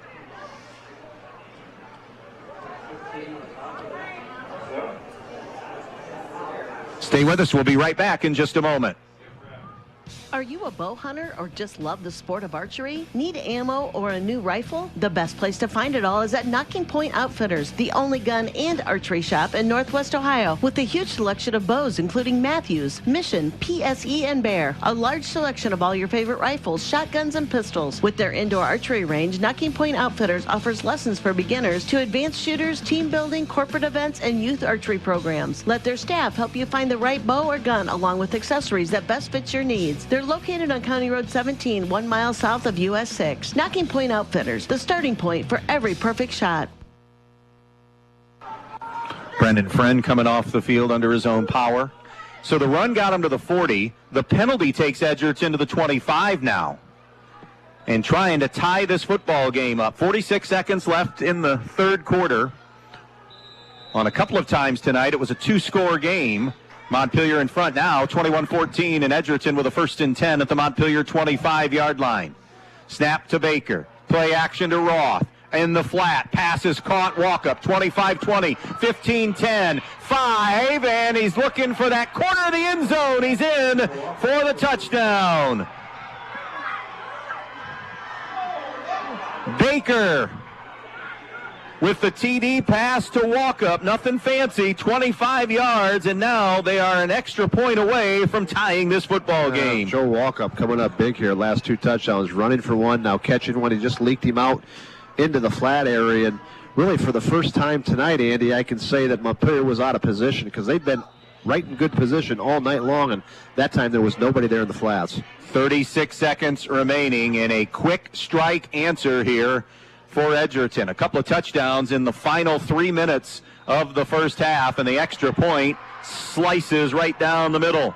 21-21. Montpelier and Edgerton with a quarter of football left, but Mo is firmly on the side of the Edgerton Bulldogs right now. We're going to stay here. Delta adds to their lead, 31-14 over Lake. Don't forget, when we're done tonight, the scoreboard show presented to you by Midwest Community Federal Credit Union. So we've been saying a lot tonight in this matchup. How would Edgerton answer? Now, how does Montpelier counterpunch here with a quarter to play? Yeah, and that's the question here, and who's going to win this game is who can overcome some adversity. And keep in mind, too, put this in the back of your pocket. Edgerton's been through this already one time this year. Eden came up a little bit short, but that game was right down to the wire, so they've had some experiences in this. Montpelier, this is their first taste of a competitive game that goes deep into the fourth quarter. Bluffton shuts out Ayersville 42-0. Yeah, you know, you look back last week, I understand they won 9-7. You can say, what are you talking about? There was a 9-7 game there, but really Montpelier was kind of in control of that whole game, the dynamics of it, until Woodmore put one on late. But a little bit different breed here as we're going back and forth. What more could you want for or ask for in a county matchup tonight? Montpelier and Edgerton deadlocked at 21, and barring a big play here, that's what it's going to stand going into the final quarter of play. Eldon to kick it away for Edgerton. Both kickers a perfect 3 for 3 on PATs tonight in this 21-all tie. Eldon's kick down the middle, bounces here to Rummel. He'll scoop it up at the 16, 20, 25, 30. Crosses the 30 and will be wrestled out of bounds or near the out of bounds at about the 31 or 2 yard line. On that special teams play is Levi Hess, the sophomore. So Montpelier football with 27 seconds remaining here in this third quarter. It was a 21-7 Montpelier lead at the intermission. And now a couple of scores here in the last, officially about 2.5 minutes, 2 to 2.5 minutes of play. So 1st and 10 at their own 31. Twins to the right side, that's the short side of the formation. Trips to the left. Empty backfield for Sharps. Trying to see if he can get warmed up. Fires. Little curl route, and it is broken up. Corey Herman broke on that play beautifully to knock it loose from Cam Smith. He really did. That was perfectly timed. Corey Herman's had a nice game tonight. 2nd down and 10 with 21 seconds remaining in the third. 2nd and 10, Montpelier at their own 31. Edgerton has just reached out and grabbed control of this football game, but still a quarter to go in the tie game. Same formation for the Locos, empty, 5 wide. On 2nd and 10 at the 31. Sharps, helmet high snap, blitz up the middle, walk up, come and bring in the heat. It's too tall for Chavez Martin. He found a seam at about the 36 and sat down, but Sharps was feeling walk up, coming down and barreling down on him, and it's 3rd and 10. Going to get a steady dose of Edgerton blitzing from here on out. They've done it. I don't know how many times they've done tonight, but it's been a lot. They've brought heat a lot. 3rd and 10. Montpelier at their own 31.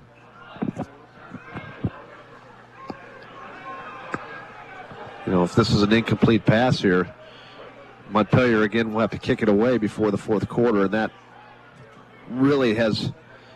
You talk about a quarter that's been just controlled, time of possession by Edgerton.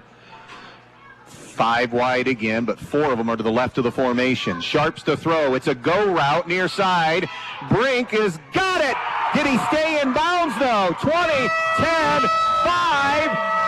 The hat is still on the head. It was real close to walking the tightrope and stepping out of bounds, but they say he did, and it's a first and goal just like that. Yeah, I couldn't tell either. If he did, he may have been forced out of bounds, but wow, that's a big-time throw by Hayden Sharps and catch. Montpelier having some success on those go routes and man-to-man coverage. 62 on the pass play, another big play.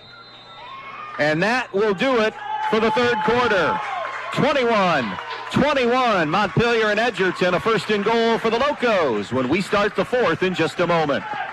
Your home is the one place where everything should be perfect, including your air. Stark's Plumbing and Heating Services helps you achieve the perfect air you deserve with reliable, groundbreaking, award-winning Lennox products. Call Stark's Plumbing and Heating Services and see how soon you can get a Lennox home comfort system that'll help improve your health and your mood. It doesn't get any more perfect than that. Call us today at 1-800-329-4040 or visit us at starksphs.com. Who doesn't love being number one? When your team's dominating the standings, or your favorite band rocks the charts at number one, it feels good, right? Kind of like how it feels when you have auto insurance with State Farm. Because making you feel like number one is an honor your local State Farm agent takes seriously. Through the good times and not so good, your State Farm agent's proud to be here to help life go right. Call your State Farm agent, Jody Herman, in downtown Archbold today. A couple of score updates at the end of three. Wauseon leads Eastwood 7-0, and Defiance is 3-0 as they beat St. Mary's for the first time in a decade. Wow. They won tonight 30-15. And you know what? They're winning games, and they're winning Defiance style of football. I'm talking old school Jerry Beauty style of football. They're smashing you at the line of scrimmage. They're playing terrific defense, and the running game has been fantastic with Brogan Castillo. Last weekend beat Walpack, who was projected to win the WBL, so they've already played some heavy hitters, and so far so good for the Dogs. So, first and goal, Montpelier at the 7 after the 62-yard bomb to Braden Brink, who tight-roped the near sideline to stay in bounds before he made the catch. 5 wide again, look, 4 to the left. It's a quarterback draw. Stutter step move, battling his way to the 5 and maybe to the 4. It will be the 4, will be Sharp. So a pickup of 3, and it'll be second and goal at the 4.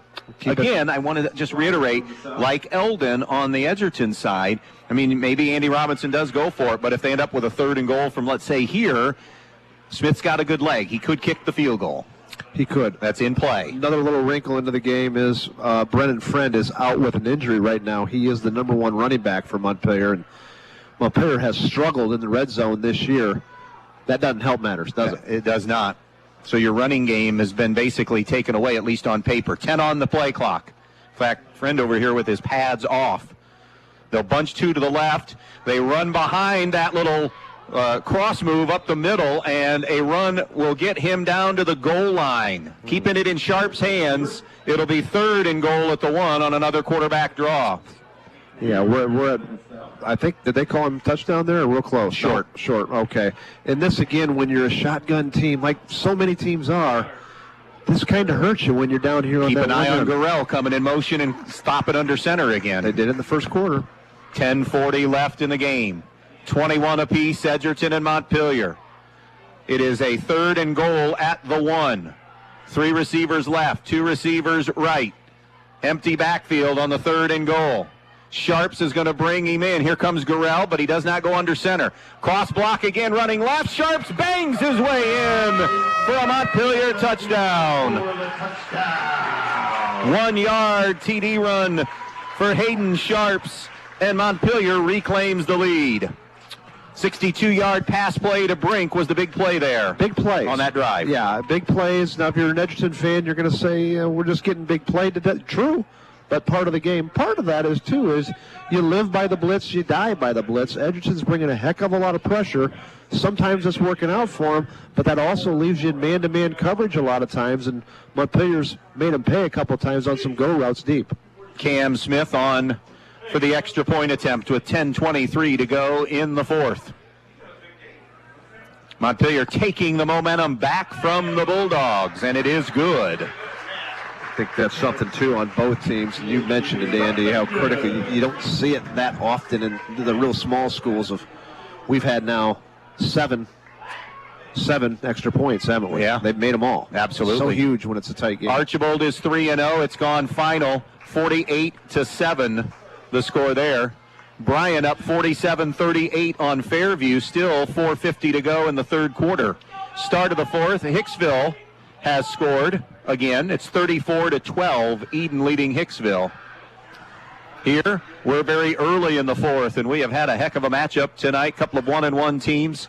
It's 28-21 Montpelier. 2 different occasions. Montpelier's had 2 touchdown leads, 14-0, 21-7. Like Foz mentioned, shades of week 1, where Edgerton has kind of played like tonight, I think, a little bit like Eden, although I did think they played better against Eden in week 1 more consistently. We've seen Montpelier for a good chunk of the night, let's say 2.5 quarters, two quarters, let's say, outplay Edgerton. Edgerton, it's only been really that third quarter where they've looked pretty solid, but they're in this thing. They've answered the bell twice, and it's a 1-score game with Montpelier up 28-21. And you already mentioned a couple of times tonight about how the 11 that play for Montpelier are good. Well, one of those 11, their night is done in Brendan Friend, their leading rusher, is the shoulder pads off from that tackle that he made on the last Edgerton series. So now you got somebody else inserted in that spot. Yeah, and outside linebacker position too on the defensive side. So all of those things begin to kind of compound during the course of a game. So we'll see how Montpelier responds. Momentum shifted now with Montpelier.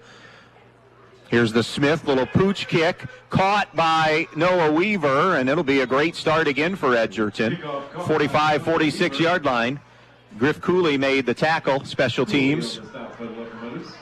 So the Edgerton offense, by the way, 3 timeouts left for Montpelier. Edgerton with 2 remaining in this game, a full quarter. 1st and 10 Dogs at their own 46-yard line. They've had success in the running game here in the second half. Yeah, and it's been nothing really fancy, but run the ball between the tackles, then play action passing off of that. Roth, the left halfback. Walk up the right halfback. 2 receivers to the right side. Baker gets the snap. Baker gives to Walk up. Walk up. Still on his feet, now falls forward to about the 49. He'll get 3 on the carry over there on the stop, Pontius. So 2nd and 7 for Edgerton at their own 49. Walkup's had a hot hand here now. That's his 6th carry for 69 yards. 28-21 Montpelier on the Andres O'Neill and Lowe scoreboard. Just inside the 10-minute mark left in this game. Same formation for the Dogs. Baker, though, wants to throw the screen pass to Krantz. Little shake and bake move. Got him a couple, maybe 3. As Cooley wasn't fooled and Rummel wasn't fooled either on the little shake. And now it'll be 3rd down and 5 for the first down. 3rd and 5 Edgerton at the Montpelier 49. They are quickly back at the line. 2 receivers right, 2 running backs. Handoff goes to Roth. Waits patiently, now bounces to the outside. 50, 45, 40, foot race, 30, 20, 10, 5, touchdown. 49 yards on the run. Roth patiently picking his way and then bouncing and exploding down the far sideline. Yeah, and we talked at halftime. Edgerton's got to get back to basics, back to how their roots of being physical between the tackles. And boy, they have this whole second half with a combination of Joe Walkup and that guy right there, Owen Roth. And now the Bulldogs an extra point away from tying it in just over a minute of game action. And now we have an offensive surge here, late third and into the early fourth quarter.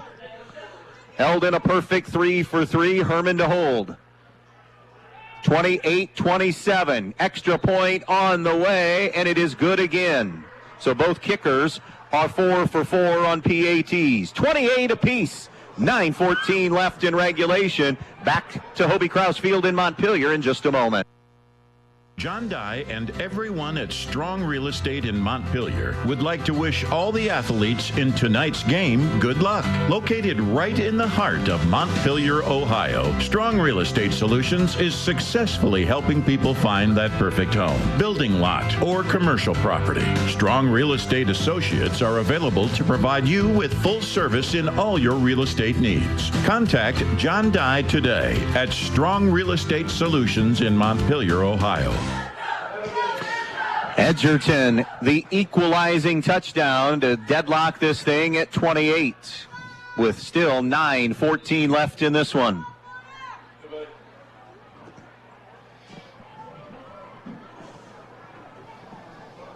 Melvin ready to kick it off here. Great game. Yeah, well, great game. Terrific answer. Both teams have come up with answers here in the second half. Edgerton had all the momentum, cut a 2-score game, got it tied. Montpelier hit a big play and then got a rushing touchdown from Hayden Sharps. Edgerton answers immediately with a 3-play, 54-yard drive. And Roth went the final 49 for the touchdown. 28 apiece. 9:14 remaining. Rummel and Martin are back. Remember, no Friend available. Kicking it far side. It'll be Rummel near the 10, to the 15, to the 20. Stutter step move and not going to get much more. He does cross the 20, it looks like, to about the 22. Good special teams play and coverage that time. Carter Gibson, or is it Hess? Hess again, I believe. So 1st and 10, Montpelier. A couple of hungry 1-1 teams, knowing that this was an opportunity for wins tonight, I think, for both coming in tonight. They'll put it at the 21-yard line. 1st and 10 for the Locos. Probably a lot of empty now, I believe, unless you, yep. 3 receivers go to the right. That's the short side. 2 receivers to the left. Montpelier's had some success downfield. Sharps looks, out route, caught on a diving grab. Short gain of about 3 to Cam Smith right in front of Scotty Krantz. It'll be Cam Smith's 5th catch for 84 yards tonight for the Locomotives. 2nd down and 7 for Montpelier at their own 24. Hashmark near side on the spot. 8:40 to go in regulation. Deadlocked at 28 on the Andres O'Neill and Lowe scoreboard. Play being signaled in, still plenty of time, 20 on the play clock. Trips to the right. Deuces to the left, so an empty set for Sharps. It's now become the Hayden Sharps game with no running game unless it's him on quarterback draws, maybe the occasional jet sweep. Sharps with pressure, throws it downfield for Martin. He adjusts, but it was out of bounds. Making sure he was out of bounds was Levi Hess, but Chavez Martin was on the near side, and now he's got his leg up in the air, and maybe a cramping situation here. Yeah. So we see new enforcement. Jackson Staler will go in at the wide receiver spot in a critical spot here, a 3rd down and 7 from their own 24-yard line. 28 apiece, 8:10 to go. Martin is up and good to go, but they've already got Staler in, so he'll remain on the sideline. Locos are going to send 2 receivers right, 2 receivers left, and they'll keep a running back in the backfield. It is Cooley this time. Sharps on the 3rd and 7. Sharps running away from pressure, throws it downfield, incomplete. Wanted Rummel, Herman on coverage, and Edgerton defensively. We've praised Montpelier tonight. Edgerton rises up with a great 3 and out. Yeah, 1, 2, 3 out. No completions there. Montpelier threw the ball 3 times in a row, and Edgerton's going to get the ball back in Montpelier territory again. Snap going to come from the 24. Smith going to go back probably near his, 15-yard line to receive this. Standing near midfield is Scotty Krantz. 8:02 to play. Krantz has yet to kind of shake loose tonight. Credit Montpelier, but you always are worried when he's back there returning a punt if you're a Montpelier fan. They got return on. High hanging punt, hits at the 45, to the 40, to the 35. Good roll and a good punt for Cam Smith down to the 30-yard line. They'll get 46 on the punt, and that's the net because no return. Yeah, that's a huge play there. Flipped the field and could not have come at a more important time for the Locomotives when all the momentum's on Edgerton's side. It looked like Edgerton was probably going to get the ball in Montpelier territory, and that's a big punt. Money time now, 7:50 to play, and this is where we go back to one of the Foz's comments a couple of times tonight, and that depth. Edgerton with a slight depth advantage. Montpelier has lost a starter, at least for the night, in Friend. So now, who comes up with the wins in this game? Winning in the trenches when you're beaten down, you're worn down. 28 apiece, 1st and 10, Edgerton at their own 30. Krantz goes in motion to the far side. They bow him out in motion. They'll hand off on the interior, though, and slithering for 3 or 4 will be walk-up, brought down by Ash Walls. It'll be 3, and it'll be second down and 7. 7.5 remaining. 28 apiece on the Andres O'Neill and Lowe scoreboard. Been a pretty clean played football game. Only one turnover. Edgerton in the first quarter. A running back on either side of of Baker. 2 receivers left. High snap to Baker. Gives on the inside. Nothing doing for Roth. Knifing in to make the plays. Had a heck of a game defensively. Eli Fackler. Yeah, big Eli Fackler again making another play in the backfield. Montpelier needs one more to get off the field here on 3rd down and long. Dumps him for a loss of 1. It'll be 3rd and 8 for Edgerton at their own 32. Hash mark near side is the mark of the football. 6:50 to play. 28-28, Montpelier and Edgerton. Couple of 1-1 teams. County rivals. Edgerton has dominated the last 5 in the series. Here's your 3rd down and 8. Baker juggled and loses the snap and sacked back at the 25-yard line. -7. And Edgerton now will be forced to punt. I didn't think it was a bad snap. I think Baker got his eyes up there, and Jack Staler was right there to kind of make him pay for it. That's a big, big stop and get off for the Montpelier defense. And a -7. So now it will be 4th and close to 15. And now the pressure on Corey Herman to come up with a punt at the midway point of this 4th quarter. Back near the 40-yard line is Cam Smith. Down to 10 on the play clock. They only have 10 on the field. They're going to have to burn a timeout. They're not going to get number 11 out there. Corey Herman has counted 10. That's a big deal. Now they will run him out, and he's on the field as the snap happens. So penalty flag is going to fly. They'll make him punt it again because Edgerton ran a player out onto the field. Yeah. And that's going to cost Edgerton a lot of yardage potentially because Smith didn't make the catch on the punt. Yeah, that was a big play opportunity for Smith because it would have been a free play. And he could have, who knows where he could have taken that. But and that's what Coach Robbins is saying there. That's that hidden yardage you got to have. But Montpelier will make Edgerton punt the ball again. Eden 41, Hicksville 12. And how about this one? Fairview has made it a 47-46 game. Wow. Late in the 3rd. That's Fairview is showing some signs here in week 2 and 3 of putting some points on the board. Young. Very young team. Very young. Like I said, all these teams beating up on Fairview the last couple of years. You better be careful. They're going to remember that. Corey Herman was pleading with his sideline.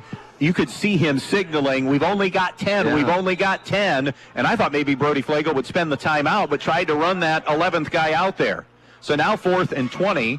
The snap will happen from the 20. Movement on Edgerton and 5 more yards. Yeah.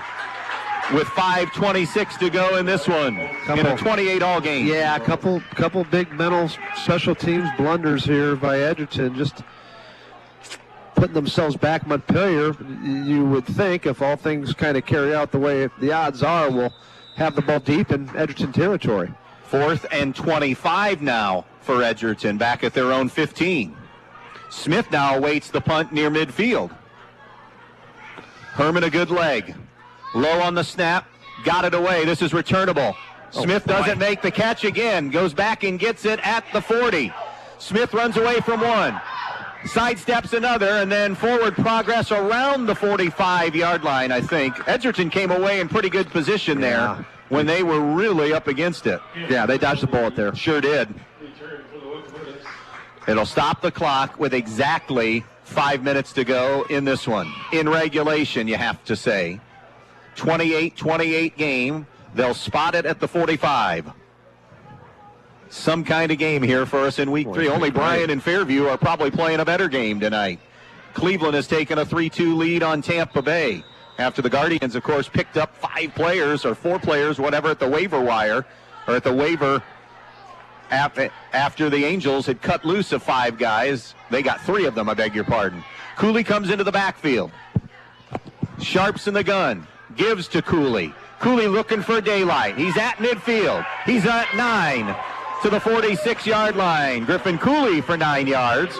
Owen Weaver brought him down with a help from Hess and Walkup. Check that. It was Hess and then Walkup. Yeah. Griffin Cooley, fresh legs. First time he's touched the ball tonight. did a nice job there picking up about 8 yards there on the carry. 8 officially. 2nd down and 2 for Montpelier at the Edgerton 47. 4.5 remaining in this one. Tie game at 28. Twins right, Twins left. Cooley remains in the backfield. Pistol formation on this 2nd and short for Montpelier. Edgerton, 4-down lineman. Now coming on a run blitz, and Cooley lost his footing going to his cut. He'll lose a couple of yards, and now it will be 3rd and 4 for Montpelier at the 49 of Edgerton. Cleveland game now final. They beat Tampa Bay 3-2. 4 minutes left in the game and ticking. Montpelier 3rd down and 5. Both teams with 3 and 2 timeouts for Edgerton. And both teams have a field goal kicker, Andy. Exactly. Keep that in mind. 3 timeouts just to make it official. 3 for Montpelier, 2 for Edgerton, yes. 3 receivers to the short side of the field. That's to the left. 1 receiver to the right. The rolling coverage, Brink's way. He's been the big play guy tonight. Krantz with over-the-top help. The throw to the far side, and it's behind Braden Brink and goes incomplete. And now you get a 4th down and 4 from the 49-yard line with 3.5 to go. What do you do here? I tell you what, if you really want to roll the dice and let it all fly, did you watch that Swamp Kings when Urban said, let it fly? It was terrible. It wasn't very good, but he did. Right, he did say that. This is the time to fake a punt, isn't it? You got to have a lot of guts, but I don't think you're faking anything. The offense is out there. Andy Robinson isn't faking anything. Okay. He's showing his hand, and they're going to go for it with a 4th and 4 at the Edgerton 49. Could they be playing possum and trying to draw Edgerton off sides? Edgerton has jumped once on a Hayden Sharps hard count.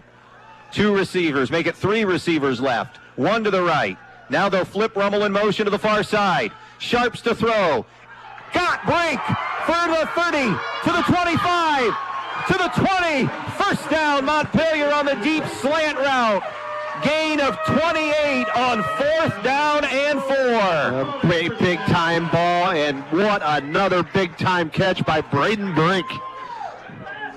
On 4th and 4, they get 28. Remember, earlier in the half, Edgerton is able to cash in on a 3rd down situation themselves and then able to get a touchdown. How about a gutsy call by Andy Robinson, too? Come here to win, don't play not to lose, right? Yes.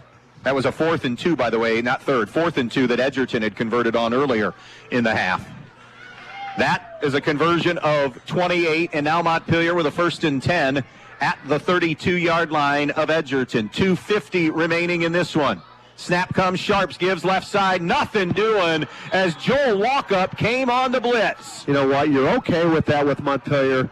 You want to bleed this clock. You don't want to have Edgerton have any opportunities offensively. You want to get in a position where you can either score, obviously a touchdown, which you'd like, or with a Cam Smith field goal. He's got a pretty good leg.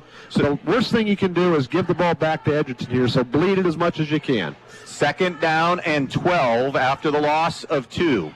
It's 2nd and 12 at the Edgerton 34. 2:15 left in regulation. Tie game at 28. Twins right, Twins left, pistol formation. Cooley behind Sharps. 8 on the play clock. The snap comes at the 2-minute mark. Sharps flush to the right by Martin. Looking downfield. Sharps now going to try to get something out of it and loses yardage as Edgerton chased him down from behind. Let's see if Edgerton will call timeout now. And I believe they did. With a 3rd and long coming up, it is Edgerton timeout. 1:51 to go. 3rd and long, Montpelier, tie game at 28. We'll be right back.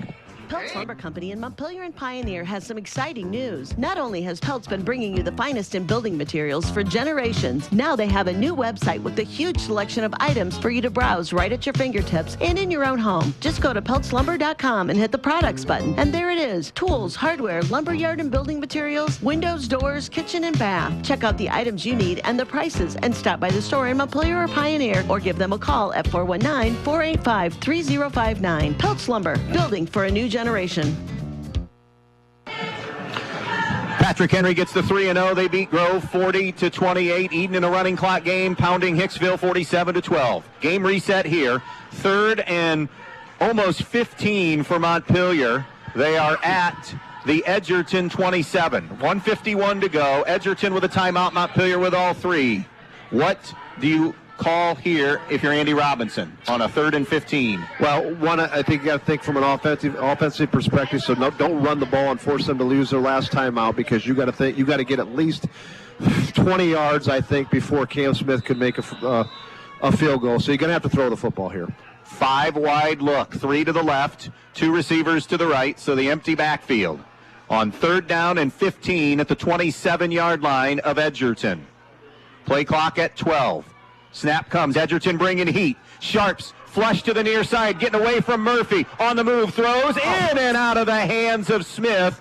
He would have been short of the first down. He would have had it at the 20-yard line.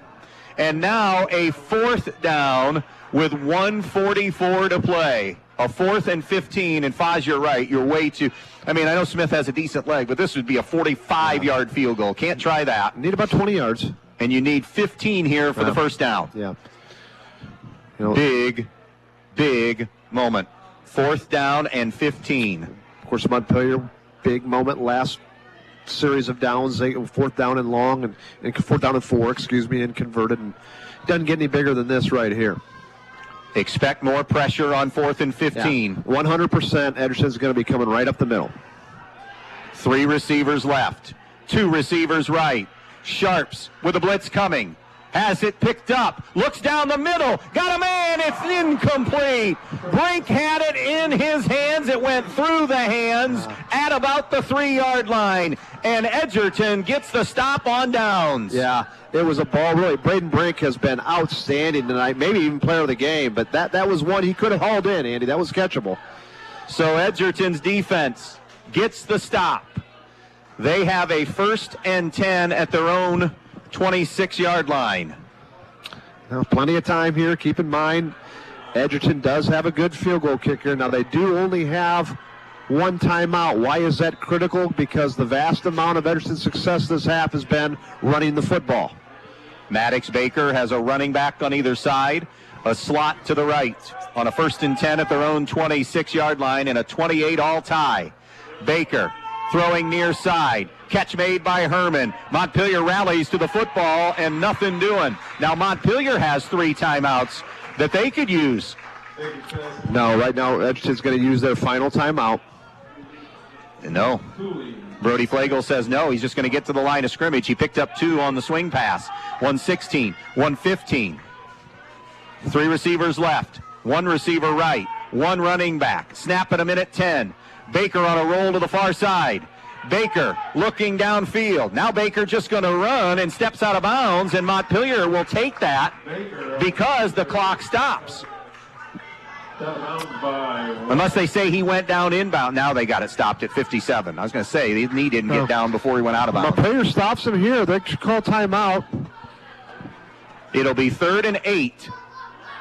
3rd and 8 for Edgerton at their own 28 with 57 seconds remaining in regulation.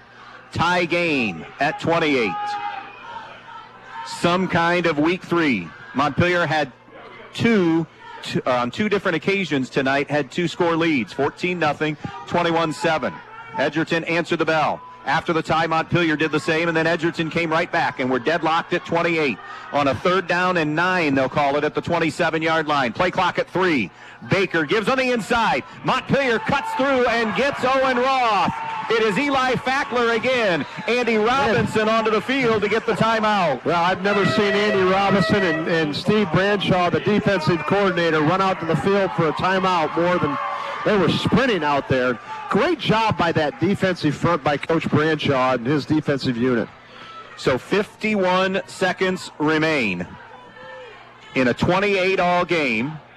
This punt is going to happen for Edgerton. The snap's going to come at the 27. So that means he'll be back near, the 18, 17-yard line. Andy, I know Montpelier only puts 1 back. I think you put 2 kids back there. That way you assure yourself of some kind of a return. And with 1 in high school ball, you're not so much assured of that. And Edgerton's not going to fake it here, so there's no threat of anything of that. You got Nate Rummel, who's a very sure-handed kind of a player that you could stick back there along with Cam Smith. And we'll see what Montpelier decides to do. They're only going to put 1 back. It'll be Smith. But you'd hate to see, the ball hit the ground and then go, if you're a Montpelier fan, dribble another 20 yards, and then we're going into overtime. Andy Robinson telling his young man, Cam Smith, at midfield to do everything in your power to make that grab, even if it's just a fair catch. Herman's punt on the way. It's high. It's end over end. And Smith sees it roll at the 45, all the way to the 35, and down to the 32-yard line. And that will cost Montpelier about 13 yards in field position. Yeah, that's big, too. Yeah, you're 13 yards there, and who knows how many yards forward you can get. And I think that may have been Montpelier's called a great game offensively and defensively. I think it would have been a good thing maybe to have another guy back on that return, Andy, just to assure that from happening. 42 yards on the punt, no return. Montpelier has one timeout, make that two timeouts remaining, and they'll begin this drive at their own 32 with 40 seconds to play. If you're just tuning in, Montpelier has been very capable of hitting big plays in the passing game since the first play literally tonight. They'll go 3 wide to the left, 1 to the right. Little swing pass to Smith. Catches it at the 30, 35, and he'll be knocked out of bounds just shy of the 40. At the 39, that'll stop the clock. Gain of 7 or 8. Great job by Cam Smith of getting out of bounds after he caught the ball. And only took 5 seconds off the clock and got him 8 yards. Pushed out by Hess and Owen Roth. 2nd down and 2 for Montpelier at their own 40. 3 receivers left. That's the short side of the field. 1 receiver to the right on this 2nd down and 2 at the 40-yard line. Griff Cooley in the backfield. Remember, Brendan Friend out with injury here in the second half. So Cooley is moved into the backfield. Sharps gives to Cooley. And Cooley gets close to the first down, but isn't going to be there, I don't think. Andy Robinson will take it. Nope, they do spot it for a first down. So he won't have to take the timeout. They just have to get everybody on the ball with 28 seconds left in the game. It'll be 1st and 10 Montpelier at the 42. They were hoping to catch Edgerton off guard there. Clock running, 24-23. Snap comes to Sharps. Blitz picked up. Going downfield for Chavez Martin, and Sharps overthrew him. Martin had a step on Hess, but it was overthrown from the get-go. Yeah, no chance to get that. Like the call, though. Again, one-on-one matchups out here. Scotty Krantz is playing over the top of Braden Brink because Braden Brink has been so effective. So essentially, Braden Brink is being double-teamed now, and that leaves one-on-one situations down here on the other side to the 3-receiver side with Chavez Martin, with Cam Smith. That'll leave and with Rummel. 15 seconds left in the game in regulation. Tie game at 28.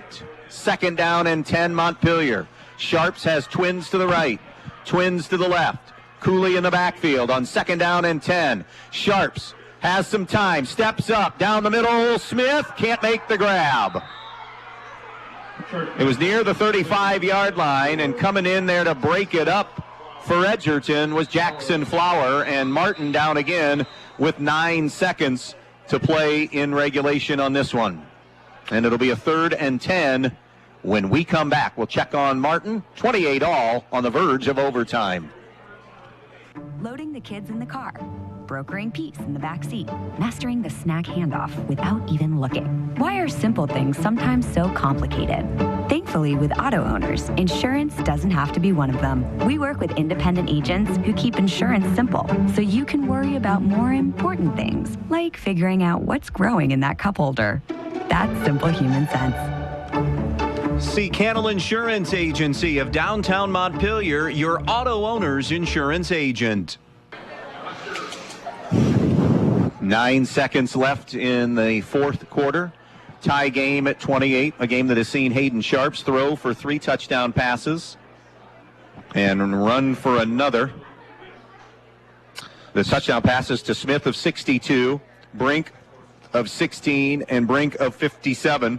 Meanwhile, for Edgerton tonight, Sean Murphy a 7-yard TD run, Walkup a 46-yard TD run, and Baker to walk up on a 25-yard TD pass.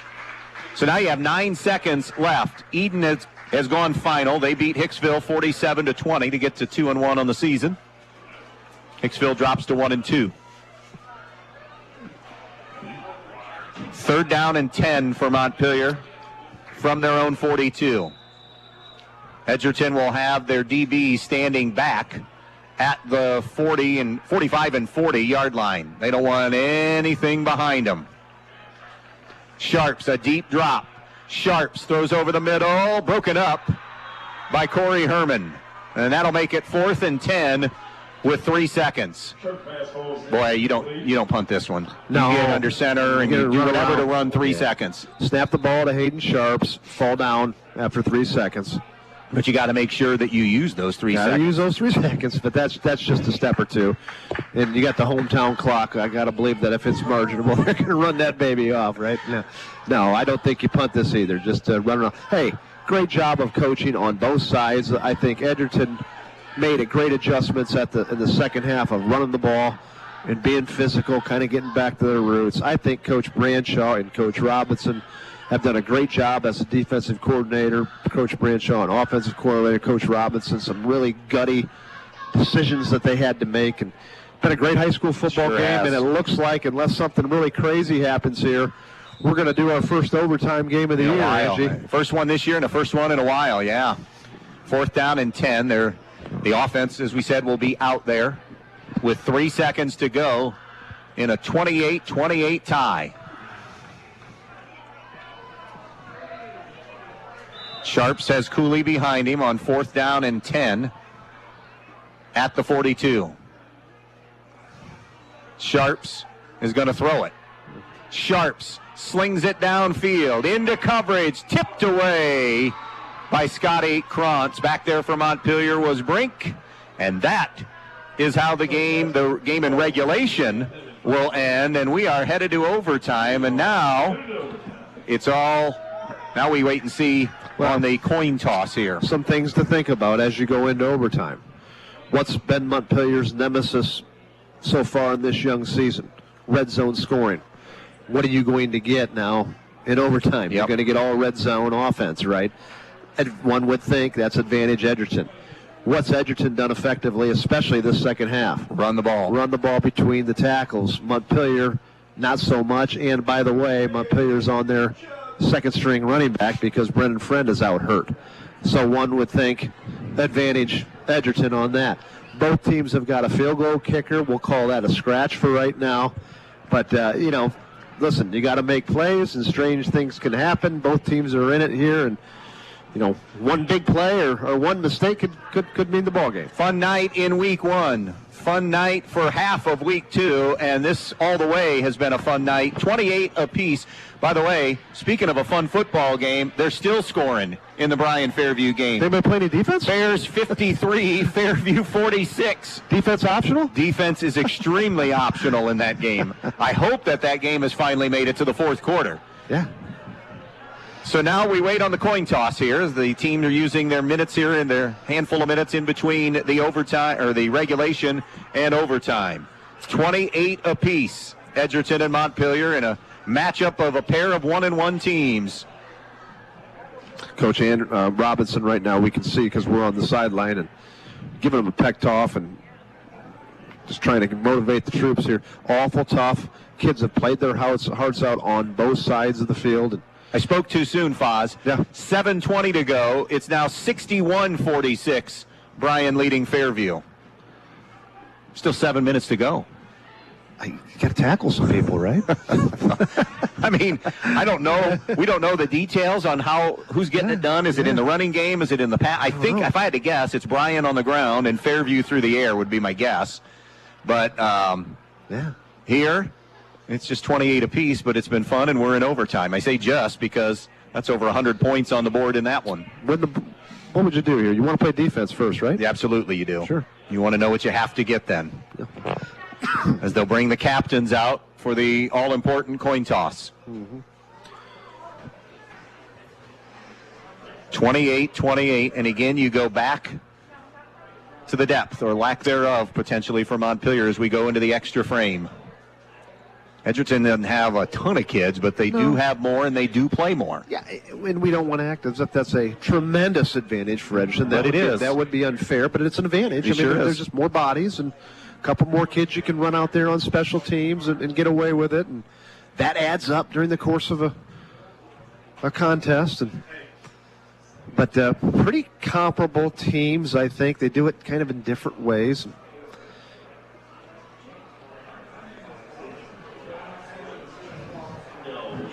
Still, now the captains are coming out. Just some quick stats while we have some dead time here. Hayden Schartz is 14 for 38 for 305 yards.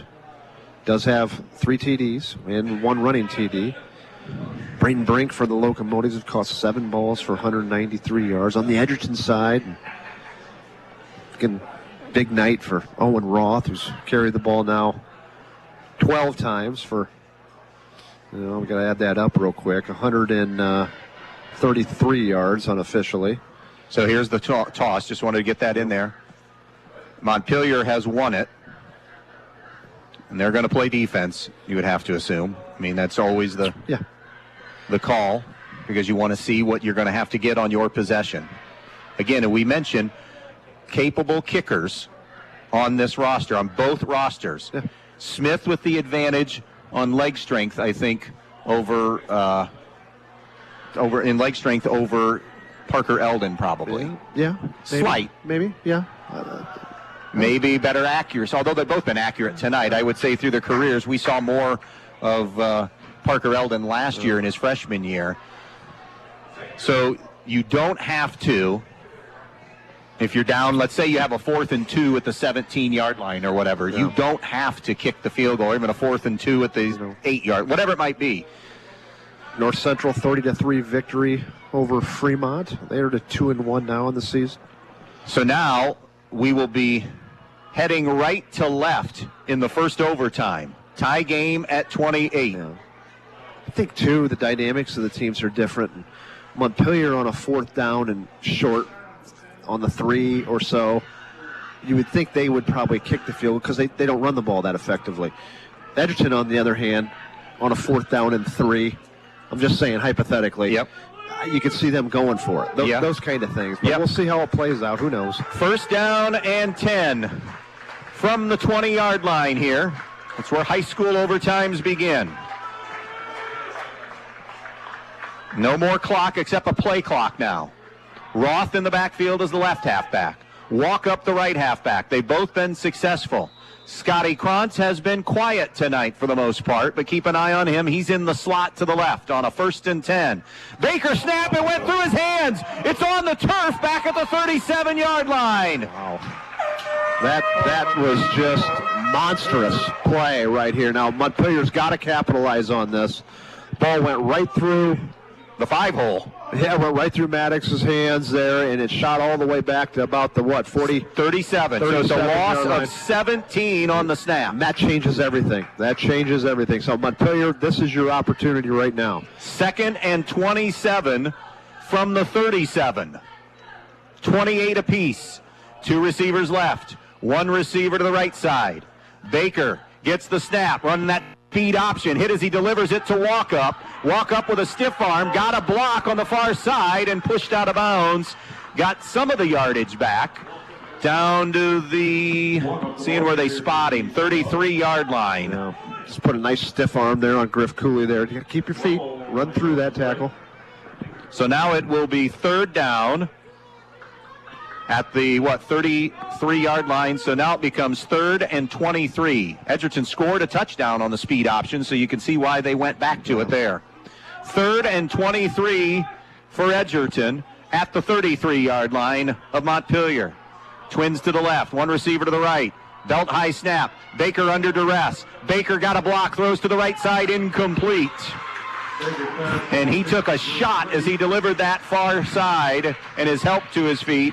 And now if you're Edgerton, I mean, you're in no man's land. You have to go for it here because you don't have a kicking game. I mean, we talked about the accuracy of Eldon, but he'd be looking at a 50-yarder here. You got to keep everything in front of you. Maybe put a safety back there and say nothing gets behind us. Any kind of flea flicker pass that we saw in the 3rd quarter, allow that to happen. Just keep everything in front and rally to the football, Montpelier, and then you get a chance on offense. 4th and 23 from the 33. Baker with an empty look. Baker sets his feet, throws down the middle. It's picked off by Cam Smith. And that kills the drive on the INT. And now Montpelier can win it on their possession. Okay, now a couple things from the Locomotives' perspective here. Again, you don't run the ball very effectively. I think you got to get at least 10 yards to feel comfortable. You have a good field goal kicker, but I wouldn't feel comfortable anything outside of 25. Fair, Andy? That's fair. Okay, so that means you're going to have to get at least one first down. Okay, so Montpelier needs to, again, you can't play possum here and say, hey, we're just going to line up and kick the field goal like they would in college football, for example. 1st and 10, Montpelier at the 20. In overtime. Tied at 28. Montpelier denying Edgerton on their offensive series. Trips to the left. Twins to the right. Empty backfield. Now the man comes in motion to the near side. That's Rummel. It is Sharps on the run. To the 15. To the 10. To the 5. Ball game. Hayden Sharps walks it off. And Montpelier wins it in overtime. 34-28. Incredible in week 3. That offensive line that has won more battles up front tonight than Edgerton, parting like the Red Sea, and Sharps dances his way into the end zone and to a 2-1 record. Simple tackle trap that way. I couldn't tell if it was Ethan Pontius or Eli Fackler, who was the tackle that trapped on that, but a great job by the offensive line of picking up the nose guard, and then Hayden Sharps right up the middle there, and really was untouched until the last yard. 34-28. Montpelier wins it in overtime. The wrap-up from Montpelier when we come back.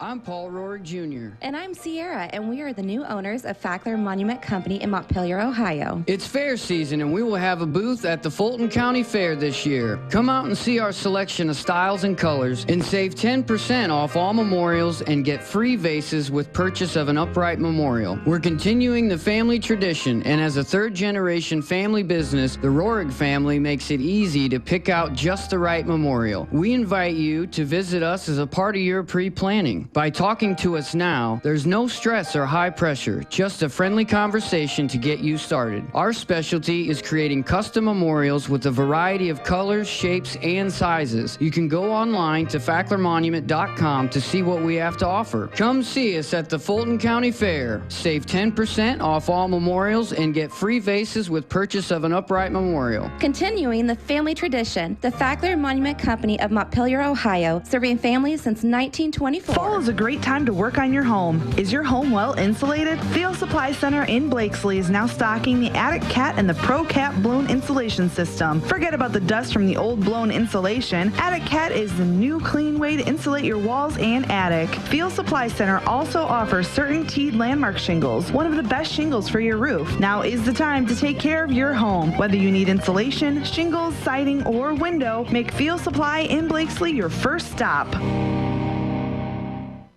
The Williams County Fair is the place to be September 9th through the 16th. It all kicks off on Saturday with the King and Queen coronation at 8 a.m., koi drag racing at 7 p.m., and so much more. Sunday features kids fishing derby and horse pulls, both starting at 4 p.m. Monday is Kids Day from 9 to 3 p.m. with a bike giveaway at 5:30 and the high school band show at 7. Tuesday is Senior and Disability Day featuring the cheer-off competition at 6 p.m. Wednesday features harness racing at 1 and Enough Said takes the stage at 7 p.m. Thursday, come out for youth night activities starting at 7. Friday is the long-awaited Power Wheels Derby at 6 and the Demolition Derby at 7. Saturday wraps it all up with the rodeo at 7. But that's not all the fair has to offer. Great daily fun in the North Midway Entertainment area. Tactical mobile laser tag, Circus Incredible, and Andy Rott's Entertainment Wild West Show. Every day of the fair, along with all your favorite food and rides. Bring out the whole family because there's enough for all ages at this year's Williams County Fair. We'll see you at the fair.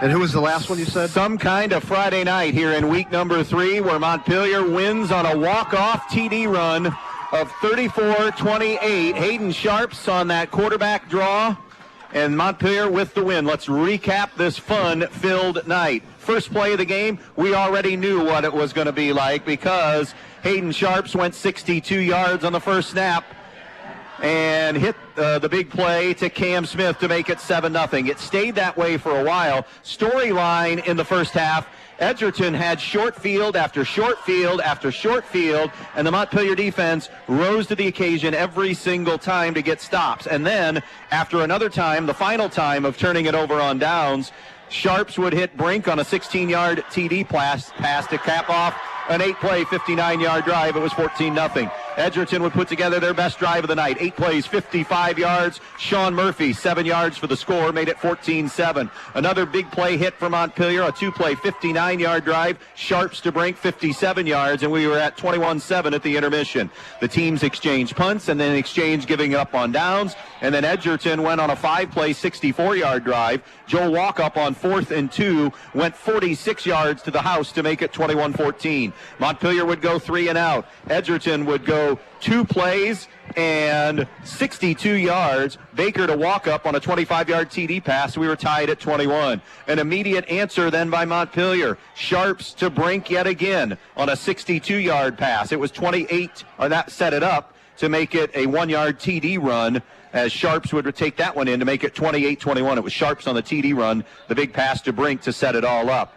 Edgerton would come right back and go on a 54-yard drive in just 3 plays. Owen Roth, 49-yard TD run, tied at 28. We would remain tied. Teams would have chances late. Then in the overtime session, Montpelier would see Edgerton get the football first on the very first snap of overtime, a humongous loss on a snap that really Maddox Baker just didn't look in. It cost them big yardage. Edgerton was never able to recover, and all Montpelier would need on their series of downs would be 1 snap, quarterback draw, quarterback run. Hayden Sharps takes it in for the 34-28 Montpelier win. With that win, Montpelier climbs to 2-1 on the season. Edgerton drops to 1-2. Edgerton will play at home against Wayne Trace coming up on Friday of next week. We'll be back here for that Montpelier game, and a very good chance for them. They have an opportunity to get to 3-1, where they'll play Cardinal Stritch next Friday night.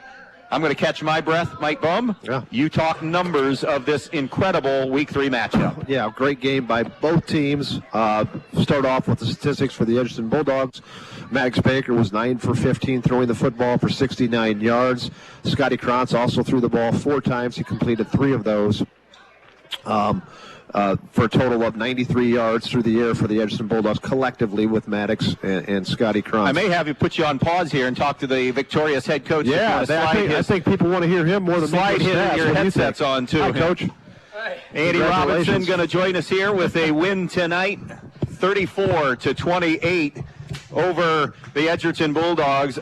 This is the easiest question that I can ask you right now. Fair to say that's the best performance in a year and 2 games for you, complete performance beginning to end? Oh, it's not even close. It's not even close. These kids, they've worked so hard. They're starting to believe.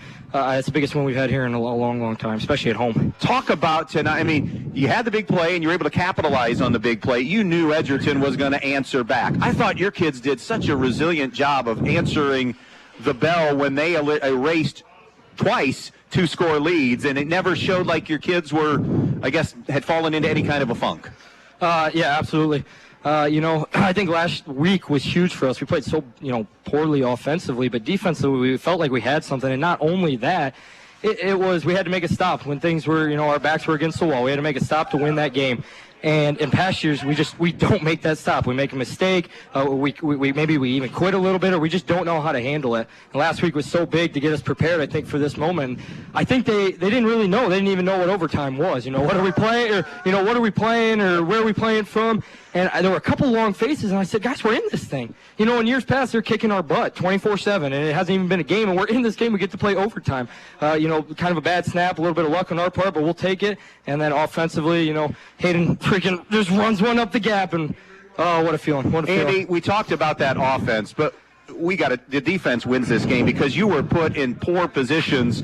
I mean, some bad punting and then some other situations. Short fields, 4 of the 5 possessions, they started on your side, and they got a touchdown late, but most of the time, defensive stops, and that was kind of the storyline all night. Absolutely. Well, first and foremost, my coaching staff does a phenomenal job.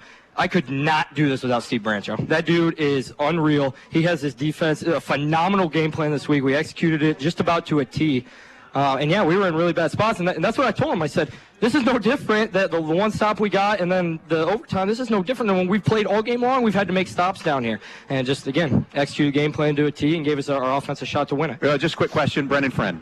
How is he? He'll be all right. He'll be all right. Just a little back. He'll be all right. Did a phenomenal job for us leading on the sideline after he was done. Been a while. 3 games in. Montpelier on a winning record now at 2-1. Have won 2 in a row. Yeah. Stritch coming to town next week. We look forward to being here for that one. Go enjoy this one with the kids. We're back. We're working. We're back to this. Let's go.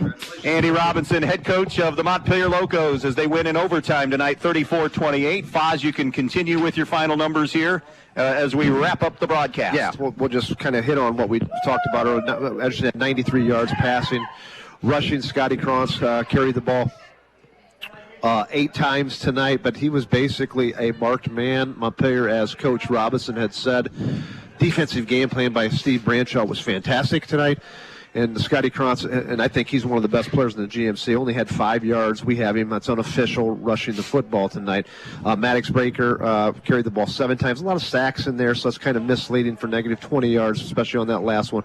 Joe Walkup and Owen Roth both were fantastic tonight and kind of were the bell cow tonight for the Bulldogs. Joe Walkup carrying the ball 8 times for 77 yards, and Owen Roth, again, we have him unofficially now for 131 yards. Rushing the football. All in all, we have 299 total yards of offense for the Bulldog. As you went down through the scoring, Murphy had a touchdown. Walkup had 2 touchdowns for the Bulldogs, along with Baker, I believe, had the other one. Was that correct, Andy, on that one? Say that again. I got Walkup for 2, Murphy for 1, and then we have... Yeah, Walkup scored. Baker to Walkup for 25 yards. Roth had the 49-yard TD run. Yes, absolutely. Yep, so those were the completed the touchdowns on the night there. Then we'll shift the gears now to the Locomotives. Hayden Sharps, statistically, as far as completions versus attemptions, not all that great with 14 for 39, but let's talk about the bottom line here. Counted for all 5 touchdowns. 3 passing touchdowns for Hayden Sharps, 2 rushing touchdowns, and his big target tonight was Braden Brink, who just seemed to make big play after big play. He had a 16-yard TD, along with another 57-yard TD, another couple big grabs that got Montpelier in scoring position. All in all, Braden Brink had 7 catches tonight for 193 yards. That's unofficial. Cam Smith was also very effective. He had 6 catches tonight for 91 yards, and that's included in a 62-yard touchdown that started off the game, the very first play for scrimmage for Montpelier. 305 yards of total passing yards for the Locomotives. 305 yards of total offense. 362 yards of total offense for the Locomotives. Rushing the football.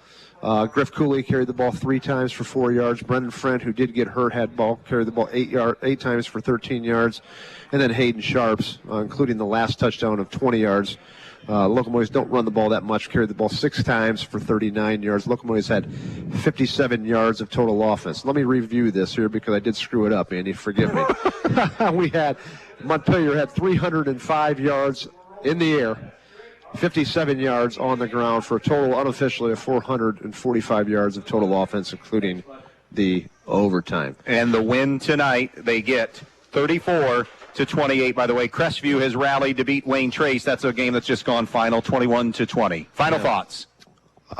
Impressed with both teams' effort. Again, you go into overtime. We're not going to get cheesy here and talk about, sad that either team couldn't win. Of course, both teams deserved to win. They both played their heart out. That's something that's unique, I think, to Montpelier the last few years of finding ways and getting a win and being gritty. These kind of situations, and I think Coach Robinson had mentioned that Montpelier's kind of found a way to lose. Well, let me throw this stat out to you. In the last 5 Edgerton wins over Montpelier, combined score 219-20, including 35-0 last year. So we're not stepping on anybody's. There have been uncompetitive games the last handful of games. Tonight, I think from the first play, and they punched Edgerton in the mouth and got the big hit for the 7-0 lead, and then continue to kind of add to it. It showed that potentially for Montpelier, as they go on, a win next week against a Stritch team that's getting hammered by Woodmore tonight, or did get hammered 40-16. You don't want to get any, your cart in front of the horse too soon. A win next week, you match your win total of last year. You get Sand Creek, Michigan. You know, just opportunities. Van Loo later, Hilltop later on the schedule. There are games where, and now all of a sudden, you can have that confidence built. Eden doesn't look maybe as big and daunting as maybe earlier. Ottawa, I mean, you just build confidence, I guess. Bottom line. And I think that was kind of my point there. In years past, Montpelier, in a situation like this, albeit they haven't been in that very often, maybe they would have folded. And not the case this year with this team. So, yes, that has nothing but confidence for you going forward with your team, and maybe you can get a couple more wins, maybe get a couple wins that maybe you shouldn't. Who knows? And you're right, there's winnable games on the schedule. From an Edgerton perspective, you know, they're going to talk about – you know, what could have been. That, you know, there was some big plays that just short fields. You know, we saw them against Eden, and we thought when there was a big play that kind of, even though they came up short, that needed to be made, they kind of made it. They'd get a couple 50-50 balls and things like that. Just kind of the opposite tonight. You know, some one turnover, but, you know, just some miscues and some penalties at key times and things like that, which will drive Coach Flagle crazy, I'm sure. But a competitive game. We talked about Montpelier too. Montpelier, they're front-line players, and what I mean by that is the normal kids in their rotation, pretty decent football players. They just don't have the depth, and I think sometimes that can be misleading for opponents to think, well, this is another team, Montpelier team that's going to struggle a little bit. They've only got 22 kids on their roster, but you know those kids that are front-line kids can play. Been a fun one tonight. Sure hope everybody enjoyed it as much as Foz and I did. Montpelier walks out of here 2-1. They'll host Stritch next week. Edgerton starts GMC play, and they'll host Wayne Trace next Friday night. Again, our final in overtime tonight on a Hayden Sharps 20-yard touchdown run on their first offensive snap of the overtime period. Montpelier 34, Edgerton 28. Good night, everybody.